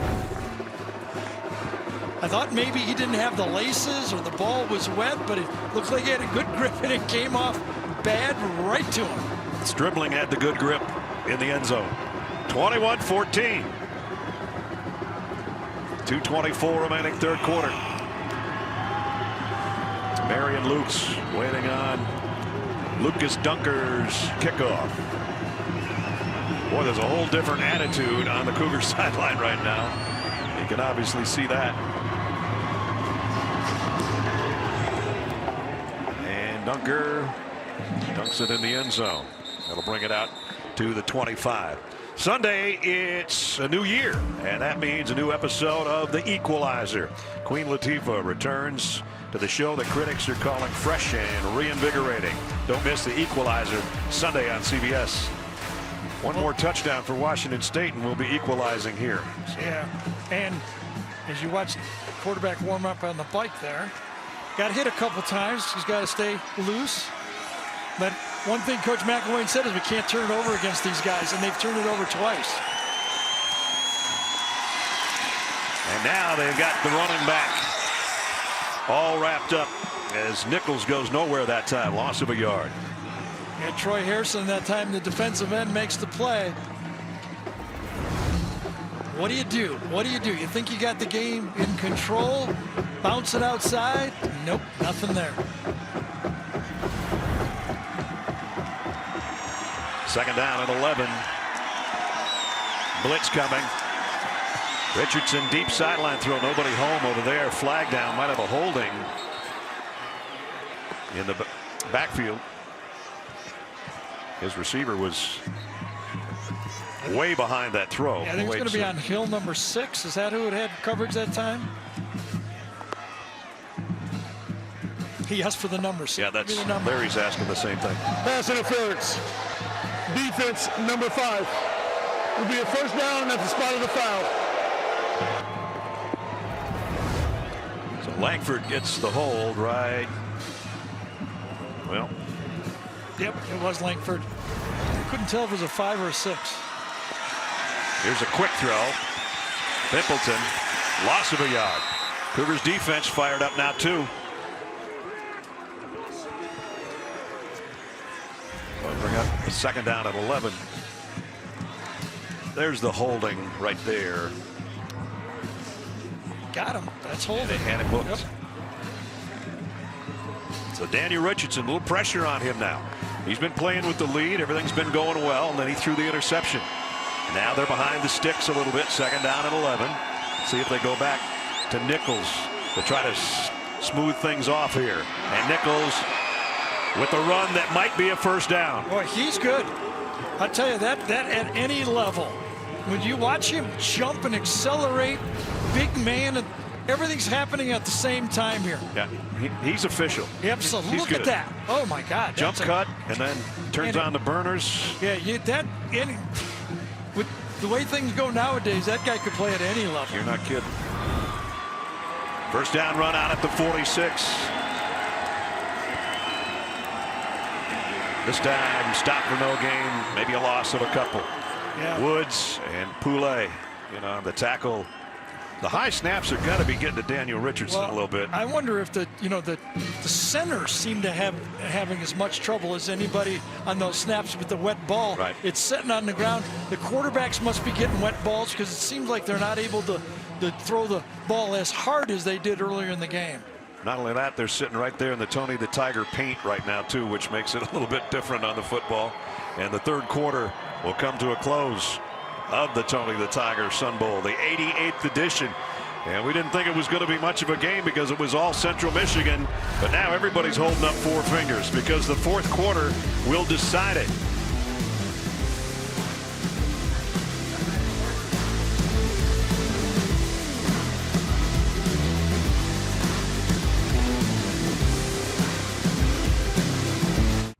Sports coverage of the Tony the Tiger Bowl heads into the fourth quarter. in El Paso on a rainy day. Scoring in the first half was all Central Michigan. The third quarter, I don't know why to say belonged to Washington State, but in a minute and 38 seconds, they scored 2 touchdowns, so that's good enough. I hate to see the season come to an end. You and I last quarter, but it looks like it's going to be fun. It should be. You know what? I just give all the credit to these football players, these athletes. Washington State, what they've gone through, hanging tight, looked like everything was bad. They just keep playing. Just keep playing. Need one good play, back in the football game. And they got a couple good plays, and now it's a one possession outing, and Central Michigan, instead of being comfortable playing with the lead, might be getting a little bit nervous. Second down and 11 to open the quarter. Richardson lobs it, got it to Nichols. Lou Nichols with a convoy in front. Nichols inside the 30 and down to the 18-yard line. So this time they use him as a receiver, and it's a big game. It's the same play that they hit earlier to Joel Williams. Remember when he came out this way to the tight end? This time they come to the running back the other way. Convoy in front of him. Go to the tight end one direction, the running back the other.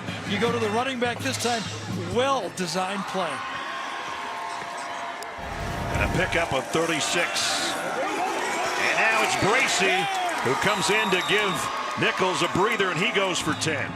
Got to give credit right now to Central Michigan offensive coordinator Kevin Barbie. Coming up with that call when he needed it.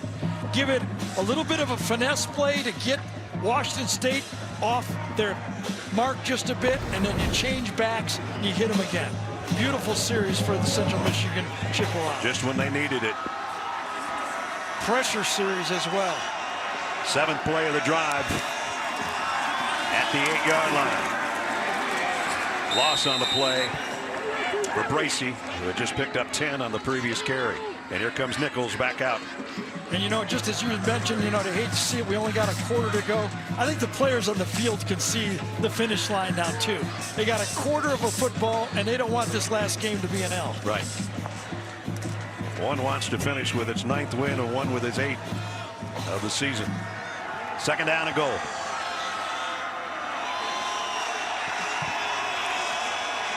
Pimpleton in motion and now reverses his field. And the short throw, and he just short-armed it. Nichols was open. Had Hairston trying to track him down, but Richardson, not a good throw. He's made a lot of throws rolling to his left like this, but not on that one. Yeah, he changed his mind at the last second. He was looking down. Tried to pull it, didn't he? Tried to pull it really quickly. It wasn't in anywhere near a chance for Nichols to make a catch. There's the numbers for Lou Nichols. This will be a huge stop for Washington State here. 3rd and goal from the 10.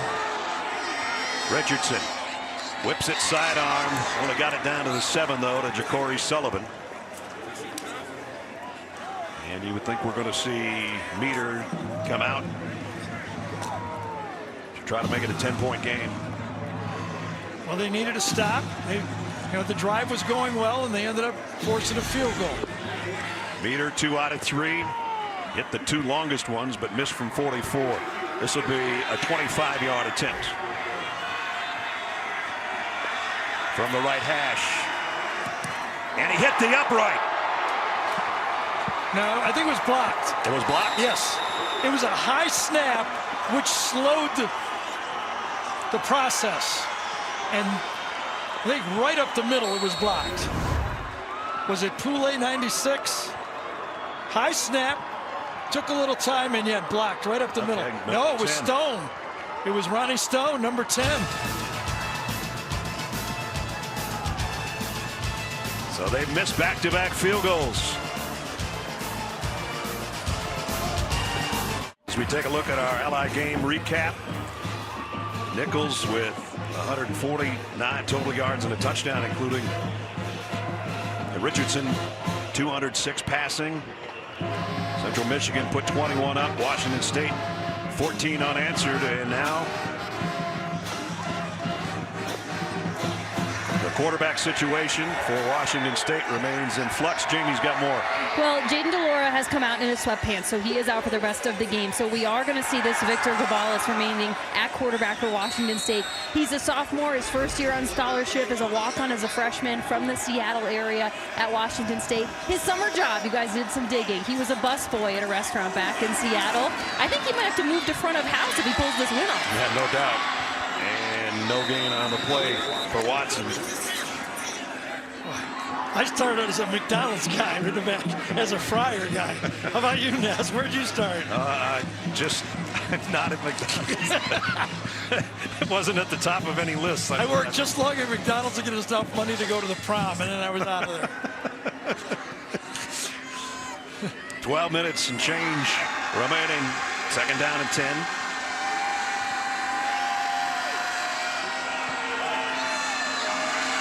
Gabalis throws to the outside. Got it. Nice pitch and catch. Out to Stribling, who caught the touchdown. Yeah, Rollins Stuckey, number 37 that time, gave plenty in the bail technique at the top. Bailing. Looks like bump and run. Bails. Perfect spot to throw the ball for Gabalis. Third down and short. They haven't had that luxury much today. Been all long yardage situations on third down.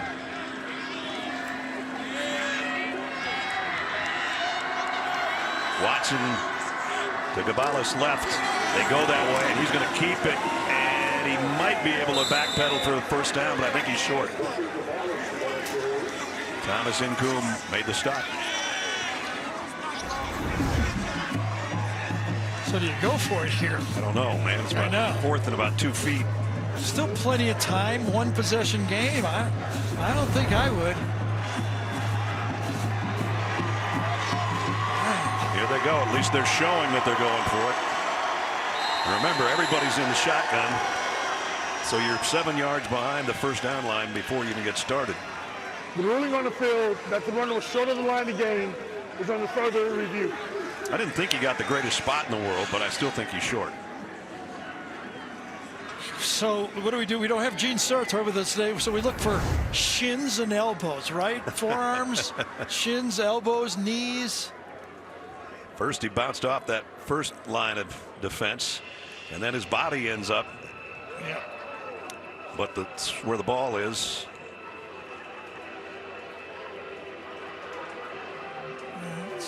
It's just, I think they got it pretty close, don't you? I don't see anything that I would move the ball so far. I would say it's more like a foot than a yard, though. But so they're having a look at it, and I think they've made the decision. Larry Smith with the call. After review, the ruling on the field that the runner was short of the line to gain stands. Third down. Yeah, they can't move the ball. Fourth down. Nothing they can do. Fourth down, and I still wonder if Jake is going to have a second decision about this.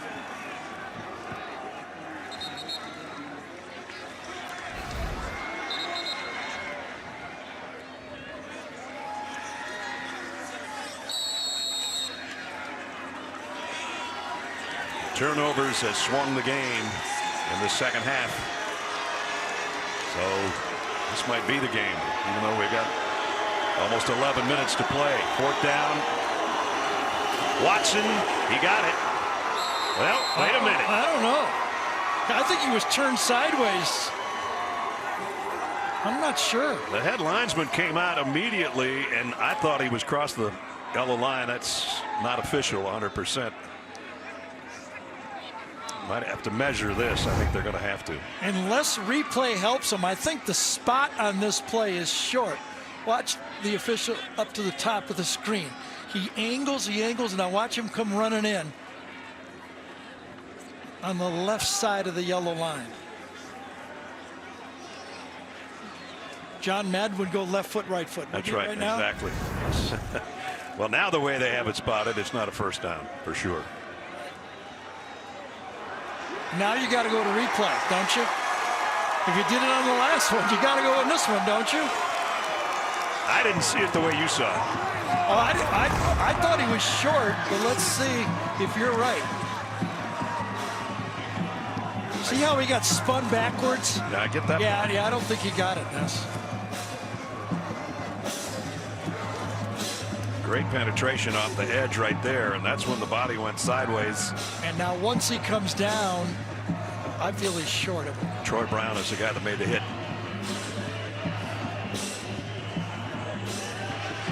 Goes airborne, and as Gary said, sideways right there. Yeah, and I think his shoulder comes down short of the line. Pretty big play here. You're not kidding. Now, they've been good against the run all season long. First in the MAC. Now, one thing for him is the ball is in his left hand. So if he got spun sideways, that would spin his left arm more towards the first down line. I'm trying to help you out here, Liz. No, you're not. It's like a going away present for you. I appreciate that. Because you got to do basketball. Yeah, and you're going to go don't. golfing. That's right. Great. Appreciate that thought. Well, Larry Smith is talking to Tom Fiedler upstairs. And they made their decision. Yep. I think it'd be tough to change it. After review, the ruling on the field stands. It will be short of the line of game, first down. Another win for Gary. I didn't see anything. No, he might have made it, but I don't see anything on that tape that would change it for me. Yep. God, it looked when he was diving like there was no way he couldn't make it. Right. And then Troy Brown comes off the edge and spins him, and that's what saved the defensive play. He got helicoptered in the wrong direction. Unless you're a Chippewa fan, then it was in the right direction. Yep, good play. Here's a reverse. Pimpleton on the end around. Cuts back up the middle. Nice run. Got it to the 26. Here was the only chance right here coming up. He kind of read the play, gets inside, and just didn't kind of get disoriented on the play. We approach the 10-minute mark. Second down and 4. Daniel Richardson has a look from the shotgun. The top runner in the country with him. What a play. Nice job to trip up Nichols before he got ahead of steam. I think it was Travion Brown, number 82 again. The last guy had an interception earlier. Just hits it, reads it. Watch him come from right there behind the post and make the play. Yeah, beautiful play. So third down. Long 2, short 3. 4 out of 13 on third down conversions today. Under center. On a bootleg. Richardson's going long. Incomplete. Why did he go long? He had the first down throw. He had Buczkowski 44 wide open on the play for the first down. First down's important. Watch 44. Open right away. It's 3rd and 2. Give him the ball. And instead he goes to the end zone. Lucky it didn't get picked off. It was intended for Dallas Dixon. And Smith Wade was there. And now it comes down to Meter again, who had started out fast. He started fast. And now he's 500. This is a 43-yarder. Meter this time. Got it. He's like me. I can't make short putts. Back me up. I'm good. So big play for Meter's 3rd field goal of 40 plus. That gives him a little breathing room. Up by 10. Done. We'll have the play of the game presented by Jersey Mike Subs. Big field goal moments ago from 43 by Meter has extended the lead for Central Michigan to 10 with 9:11 remaining in the 4th quarter. Josh Rolston to kick off. This is returnable. Harris from the 10. Got a good return this time. Still going out to the 46-yard line. He's been waiting for one, and he finally got a good one when they needed it. Well, he's paid the price to come this far, that's for sure. 3, 4, 5 of them, and he keeps his head in the game and just trusts his blocking, and finally, as Ness said, has a good one. 35-yarder. Well, Jake Dickert's decision to go for it on 4th down cost him 3 points without even getting a first down in the game. Central Michigan got 3 points. His 4th down decision cost him 3. Let's see if his team can bail him out here. Trying to do it with a 3rd-string quarterback, Victor Davalos. That throws low, incomplete. Intended for Victor. Went to the head again. Didn't like his throw. He's been doing a little bit of that, hasn't he? I like it, though. He knows what it's expected. Just keep it up, keep it up. Threw it in the ground. You know, he's like, no matter what, walk on or whatever, we all expect to make that throw.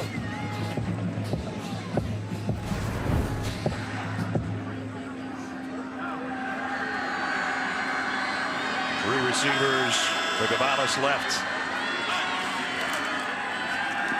Looks that way the whole way. Sidearms it and got it there. First down. Doesn't have to go to the head on this one. He waited. Got it to Lincoln Victor again. Victor in the game because of the injury to Jackson into that slot spot. Sets down perfectly in the zone. And Davalos finds him. Nice sidearm throw. Pick up a 13. And a first down. At the 41. Play action. That one's batted in the air. Incomplete. Jacques Bristol, I should say. Got a hand on it. We've seen 79 Wesley Whitehead do it. Bristol do it this time. Outside pressure from Hairston. Right up the middle.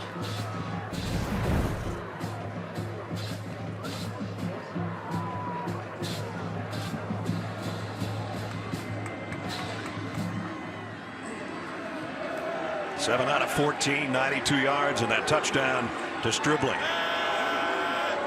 And they need more from him right now.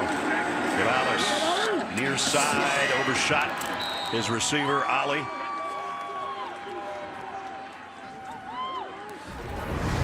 Donovan Ali playing the wide receiver. They don't flop their receiver, stay one right or left. He stays wide all the time. The slot receivers move around. But number 6 stays to one side and 88 stays to the other. And it's always 4 receivers, if you're wondering. 99.7% of the time, the Cougars are in a 4 wideout set. Qualifies. That's about 16% more than Mississippi State, I think, is second. Whoa, what a hit. Hello, Troy Brown. I'll tell you, Troy Brown is having a game. Between him and Moretti and Troy Brown, it's tough sledding out there. Comes right off the edge. He reads it. Moretti gets blocked, but before you can get around the corner, Troy Brown makes the play. And Laquan Johnson is the guy down for the Chippewas with 8:14 remaining here, and Central Michigan up 10. Laquan is wearing a right knee brace, and it looked like on that play his right knee gave out. Is right here. As he steps, he can feel it just as he takes that last step. And it just goes. He knows it right away. And grabs it before he's even down, basically, and have the card out there, which we never like to see. And it looks like maybe an air cast coming out in a hurry.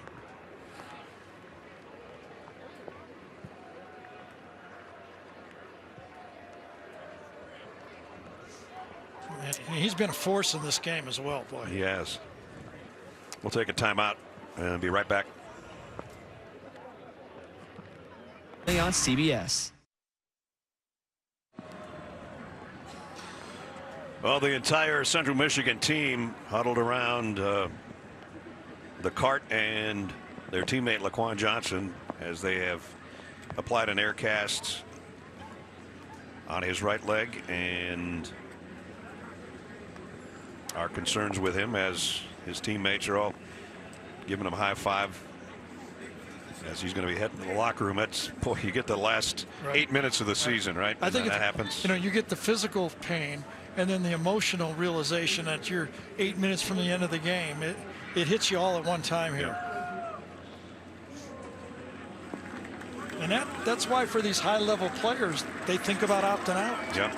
You just step the wrong way, you know, and you go from being an NFL prospect and going into camp. Look at that. It's a combination of both.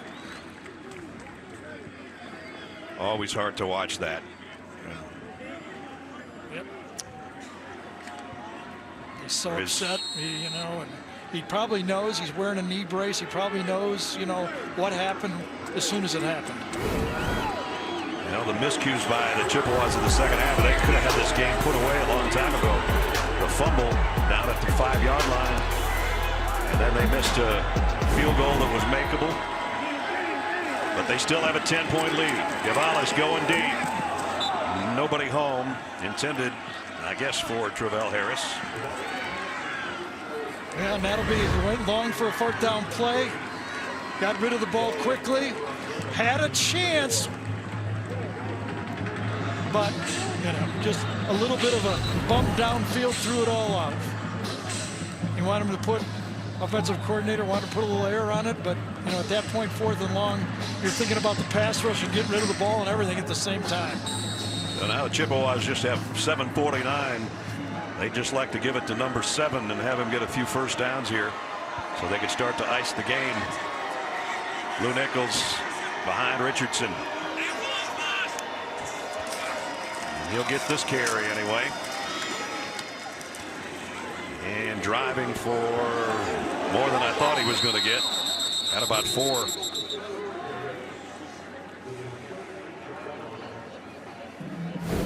So we talked about Central Michigan's 3rd quarter that went so poorly. They had a chance to really extend this lead. Opportunity to score 7 points.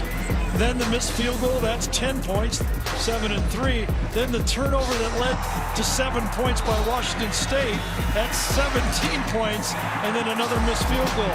So it's a 20 points of mistakes that CMU has made here in the second half to make it a game. And yet they still got a double-digit lead at the 7-minute mark. Comes end around Pimpleton. And a blocker in front, which is Nichols, but he didn't get much of a block. And it's going to come back anyway because of holding.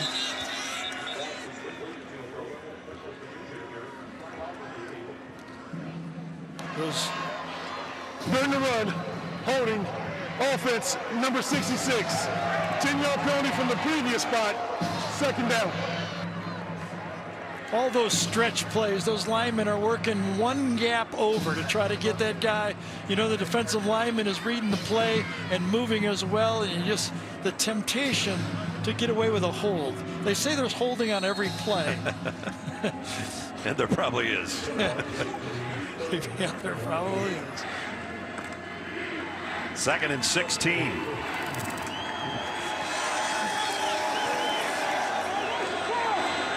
They switch one tight end to one side and Wilson to the other. Nichols, nice run. Nichols. I love that cut when it looks like he's going straight. Then he goes to the sideline and just so effortlessly just cuts back the other way. Again, it's just so reminiscent of Le'Veon Bell. Cuts, and watch this, boom. Oh, that is so sweet. That is. And when you're over, you know, 230, 235 pounds, and talking to the coaching staff, like, what was he like to come in and say he's rebuilt himself in the weight room over the last 2 years, picked up speed, remade his body, and now he's a legitimate threat as an NFL prospect. 167 total yards and got it back to a manageable 3rd down and 3. Bracey in there to take his spot. Bracey's not going to get the first down.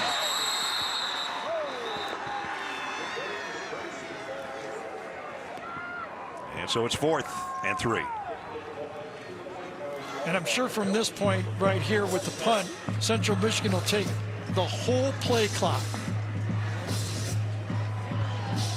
Even if they do get a 5-yard penalty, it almost amounts to nothing. Right. That means Travell Harris will drop back and try to do something special on the return. Once Elzinga kicks it away.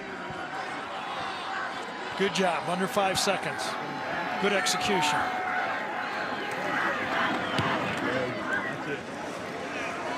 Harris Harris has to call for a fair catch and goes out of bounds around the 15-yard line. Good execution all the way around. Punt outside the numbers, nice and high. 5 seconds left on the play clock. That's the way you play football. Under 5 to go. Washington State's got all their timeouts, and they trail by 10. Wednesday, watch the premiere of CBS new family medical drama Good Sam, starring Sophia Bush and Jason Isaacs. Good Sam, Wednesday at 10, 9 Central on CBS. So Cougars have a chance, but they got a long way to go and a relatively short time to get there.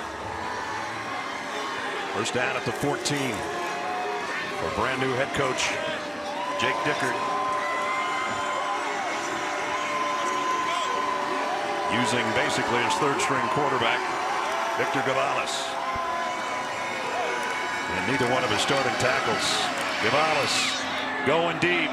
Man's there. Got it. Ali. And he dropped the ball, but he got back on top of it. Oh, what a throw. Finally a hookup. Donovan Ali. Big play. Gavalis let it go. Remember at the end of the last 4th down play, Coach Sode put a little air under it. This time he did. And Ali hasn't. I thought if he kept his balance, he was going to score. He was starting to trip, and then he lost a handle a little bit, and still he got on top of it at the 30-yard line. Did he hit his own knee when he was running with the ball to knock it out? First down. Gavalis in trouble, and he goes down. That's something they don't need as a sack. But it was realistic protection that time, Ness. You know, it wasn't as fast and as bad as it was early. This time was more of a coverage sack. Let's see it. A little better. Time to throw, and then to the outside, Hairston comes. Even with the chipper, again, the chipper, Watson is not doing a very good job of helping that tackle. You see Gavalis kind of limping around. Clock running down to 3:45. Set to throw again, low, but got it complete to Harris. Brings up 3rd down. Yeah, remember, though, calling plays here, it's 4-down territory. I guess you could take the field goal if you wanted to. Make it a 1-possession game. Got to get it at some point. Yep. 1 out of 15 on 3rd down conversions. And 1 out of 16. Whoop. Wait a minute. Flag flying in. They're going to get a free one here. Remember, they got the free one on 4th down. Did they get him early on the hold? Pass interference. Defense, number 6. The ball will be placed at the spot of the foul. Automatic. First down. Day Hill. So another big penalty. Hill got beat on the long pass, and now he comes up and gets the hold. Right on the line of scrimmage, and then right at the end of it, I guess he grabbed him again. Didn't see much, but either way, it's called. Early. Oh boy, I don't know that was about either one. ticky-tacky. Our second look didn't look like much. Any rate, first down for the Cougars. To the corner of the end zone. Victor's got it. Touchdown. Wow, what a play. How about this? 3rd-string quarterback coming in and making a play. It's the slot wheel route. We've seen him all year.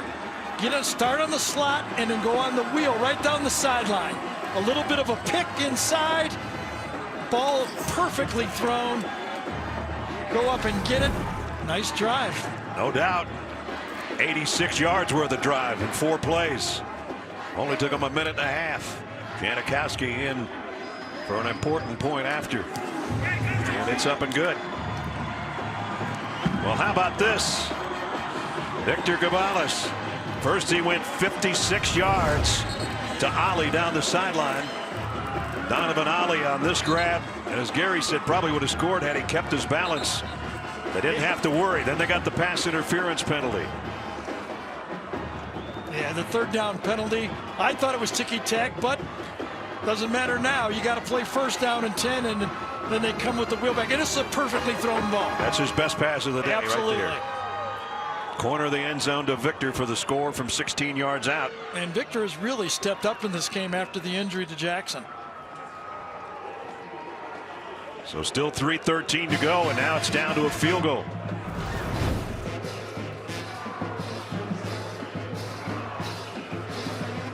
Gonzalez, 10 out of 19, 171 yards and 2 touchdowns. Yep. Some of it hasn't been pretty, but that last throw was. That was.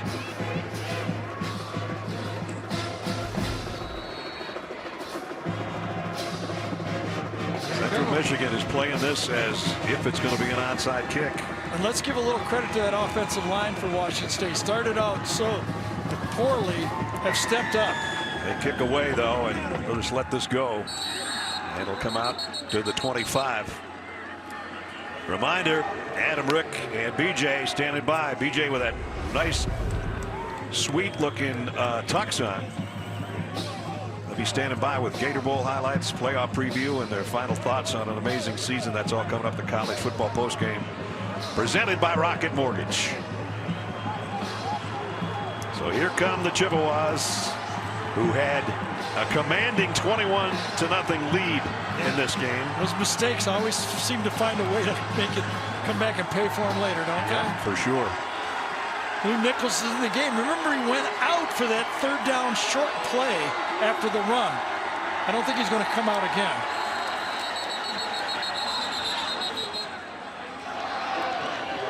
Delay game. Offense. 5-yard penalty. First down. Well, we've had a lot of those today on the first snap of this series. Now remember, I wonder if as the timing is a little different if it only goes to a 25-second clock and everybody's used to the 40-second clock after the change of the possession. You just think it's a different feeling in your mind. 1st and 15 at the 20. That's a big difference. Nichols going to bounce it outside. And he goes for about 7. Nice tackle, or it could have been a really big gainer. That's Amani Marsh, playmaker for this defense from Spokane, Washington. Had a couple interceptions last week. Comes back and makes the play. Was it him or Hicks? George Hicks. It was Hicks, number 18. I'm sorry. Saw the 8. My mistake.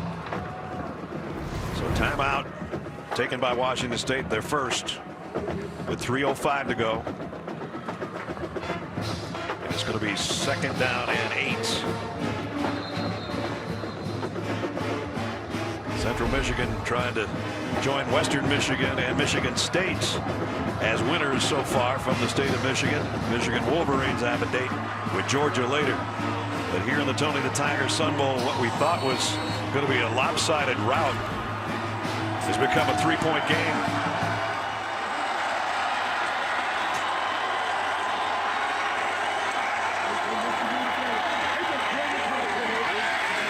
Only a 2-yard gain, and again, same guy. Hicks makes the stop. Yep, another timeout as well. That 5-yard penalty really changes the dynamic of this drive for Central Michigan. So 3 minutes to go, and a 3rd and 6 coming up. So, I mean, it would be 3rd and what, 2? 3rd and 1? 3rd and 1? Yep, 3rd and 1. We'll never know. Could have had completely different play calls. I think they'd be running the ball, to tell you the truth. Absolutely. Yeah. Now is the key one. Do you trust it? I mean, your quarterback, do you throw the ball in this situation? Do you look for Joel Wilson, number 83, the guy who's come up with some big plays for you? What do you do? We'll find out what Daniel Richardson will do right here. Do you throw it to Nichols? Lob over the middle, complete, but way short of the first down. Sullivan made the grab. It's 4th and about 3. Yeah, they did the wheel route to the outside to Nichols, but he really never even looked for him. Would have been one-on-one, comes to the short, shallow crossing route, and that wasn't enough. And a Cougar shaking up on the play. It's Boulay coming off slowly, but he apparently is all right. But it's 4th down now. And a lot of the Tony the Tiger Sun Bowls have been close. Yep. 5 of the last 6. I mean, time's not even a factor here for Washington State. They get the ball back. They're out of timeouts now, but You want to use them on defense, though, because the ability of college football to stop it after a first down. You're better out just taking them out. You don't need as many as you do. NFL, you like to save one. College is not as important.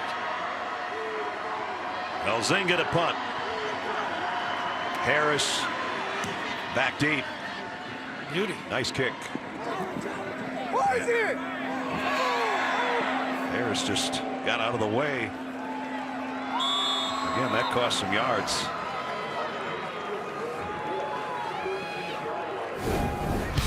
Victor Gonzalez, since he's come into the game, some have not been pretty, but that was good for a touchdown. And the bomb, right?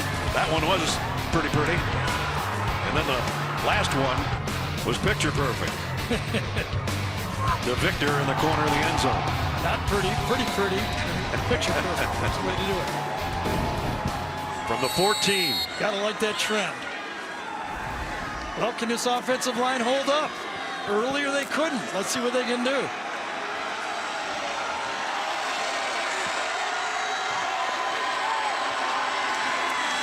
Quick throw, quick catch, out of bounds to Ali. They're on the 19-yard line. Pick up a 5.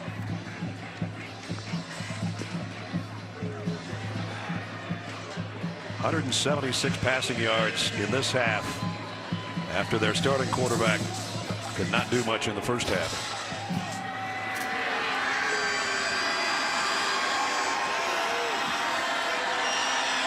Three receivers to the top. Trouble coming. Trying to throw it away. It'll be intentional grounding or a sack. One of the two, won't it? And it was Troy Hairston again. And Troy Hairston coming inside again. Watch him come around. Gets inside. It was going to be an outside chip block, but that ball didn't cross the line of scrimmage. Oh, I'm surprised they're letting them have that. That was definitely to avoid the sack there.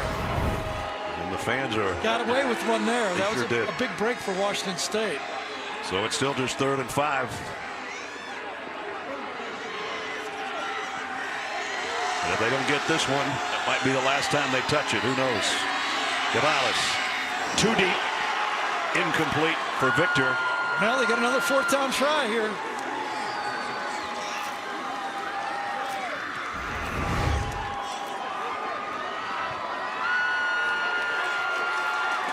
And McCoy might have got a little hand wrapped around him, but no call, and that's 4th and 5. Not much. A stop here in the Chippewas with no timeouts remaining for the Cougars, who are in great shape. They're 1 out of 16 on 3rd downs. They're 1 out of 4 on 4th downs today. 2 for 20 when they needed to play. Do they have one here? The catch is made, but it's short of the first down, I think, to Holbert. The linesman's right there. And if he doesn't get it, that'll be the ball game. Should be. No timeouts. It was a heck of a grab, but you can see he never got to the line, but the ball brought him behind the line on the play. If it would have been a perfect pass. Now, I'm not criticizing anything. It's been tough. Come off the bench and do what Victor has done has been fantastic. But a perfect throw there probably would have been a first down. Watch this. Had to come back and catch the ball. Great catch. His elbow and the ball looked to be about a foot shy. They're going to bring the chains from the far side, and that'll tell us the true tale. And not even a foot. A few chain links difference between a win and a loss. Unbelievable. You always say, why doesn't the receiver go past the line? He did. The ball brought him back just a bit. Wow. Not a game of inches, a game of chain links in this game. I'll tell you, a special salute to Gonzalez in this football game, coming off the bench and doing what he did. One that was short of the line of game was in the further review. They're going to give it a review. Maybe it isn't over. Maybe not.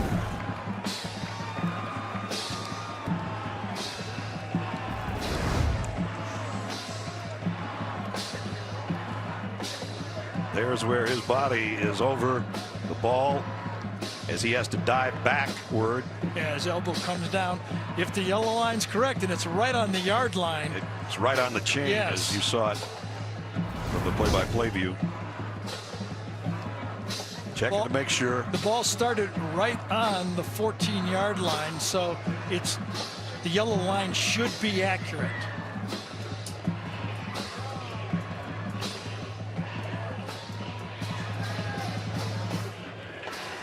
Larry Smith talking to Tom Fielder upstairs.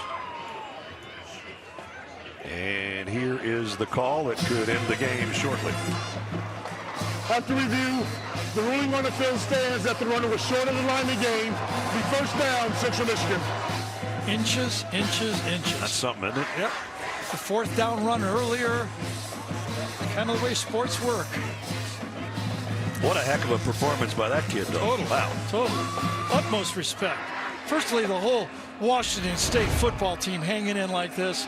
Everybody talks about, you know, too many bowl games. I wish I could have gone to a bowl game. Only one team went back. Yeah, that's not fair. That's 50 years ago. I didn't want to bring that. It's not like it bothers me or Okay. anything, you know. Yeah. Every 50 years. So now it's just a matter of taking a knee, and Richardson does. And the Chippewas, who came from Mount Pleasant, Michigan, by way of Tucson, Arizona, to get to the Sun Bowl, the Tony the Tiger Sun Bowl in El Paso. You talk about a long journey. And they're going to be rewarded for it, because it's going to be their 5th win in a row. They're going to be 9-4. And if you don't think that makes Jim McElwain happy as far as the recruiting tool and all of that, it'll be Mac's 20th win as the head coach at Central Michigan, and his 64th win overall as a head coach.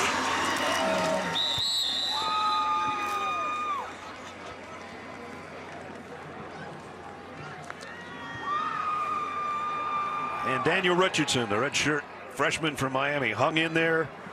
Had one bad moment when he tried to throw a little lob pass and it got intercepted, and that's what kind of made this whole game turn around and become as close as it did. That and an extended handoff that he never got to Lou Nichols. And those miscues and a missed field goal here and there. And all of a sudden, Washington State hung in, hung around, and made it a ball game in this 88th Tony the Tiger Sun Bowl. 53rd year we've been happy to bring it to you at CBS. That's the last knee that'll be needed. And Pimpleton does the flip to say it's over. Happy coach. And a brand new coach on the other side. And I think be good times ahead for Jake Decker and Washington State. But this is the Chippewas Day in El Paso. Congratulations to Central Michigan from the MAC, a winner over Washington State from the Pac-12. 24-21 the final. Frosted Flakes all over Jim McElwain. Better than mayonnaise. Add a little milk. You got yourself a meal, Jim. And Jamie on the field. Ja'Cory, your team started this week in a different city without an opponent to play. What was it like to just come out here and win this game after everything you guys have been through this week? It was awesome, man. Like Coach always preach, we face adversity, we just got to answer it. So we handle our business and come out here and do what we're supposed to do. It's the result. This will be the last time you take off this Chippewas jersey. What's that mean to you? Everything, man. He's gonna stay with me, going right up on the wall. I love Chippewas, man. Thank you to all the fans and all the family members for pushing me throughout my career. And yeah, I just can't thank y'all enough, man. I love Central. To come to the Sun Bowl, this team, you just now have won 5 straight games. What changed for this team this season? We just knew what we had. Throughout the whole season, we knew who we were as a team, and we just had to put the pieces together and keep going once we get started. Never stop. One final piece, that Tony the Tiger Sun Bowl. Congratulations. Thank you. Thank you. Happy group from Central Michigan, including their quarterback, Daniel Richardson. And now it's time for the play of the game, presented by Jersey Mike Subs. And it all came down to this one. 4th down. Gabalis, the throw is good, but Hobart had to come back for it a little bit.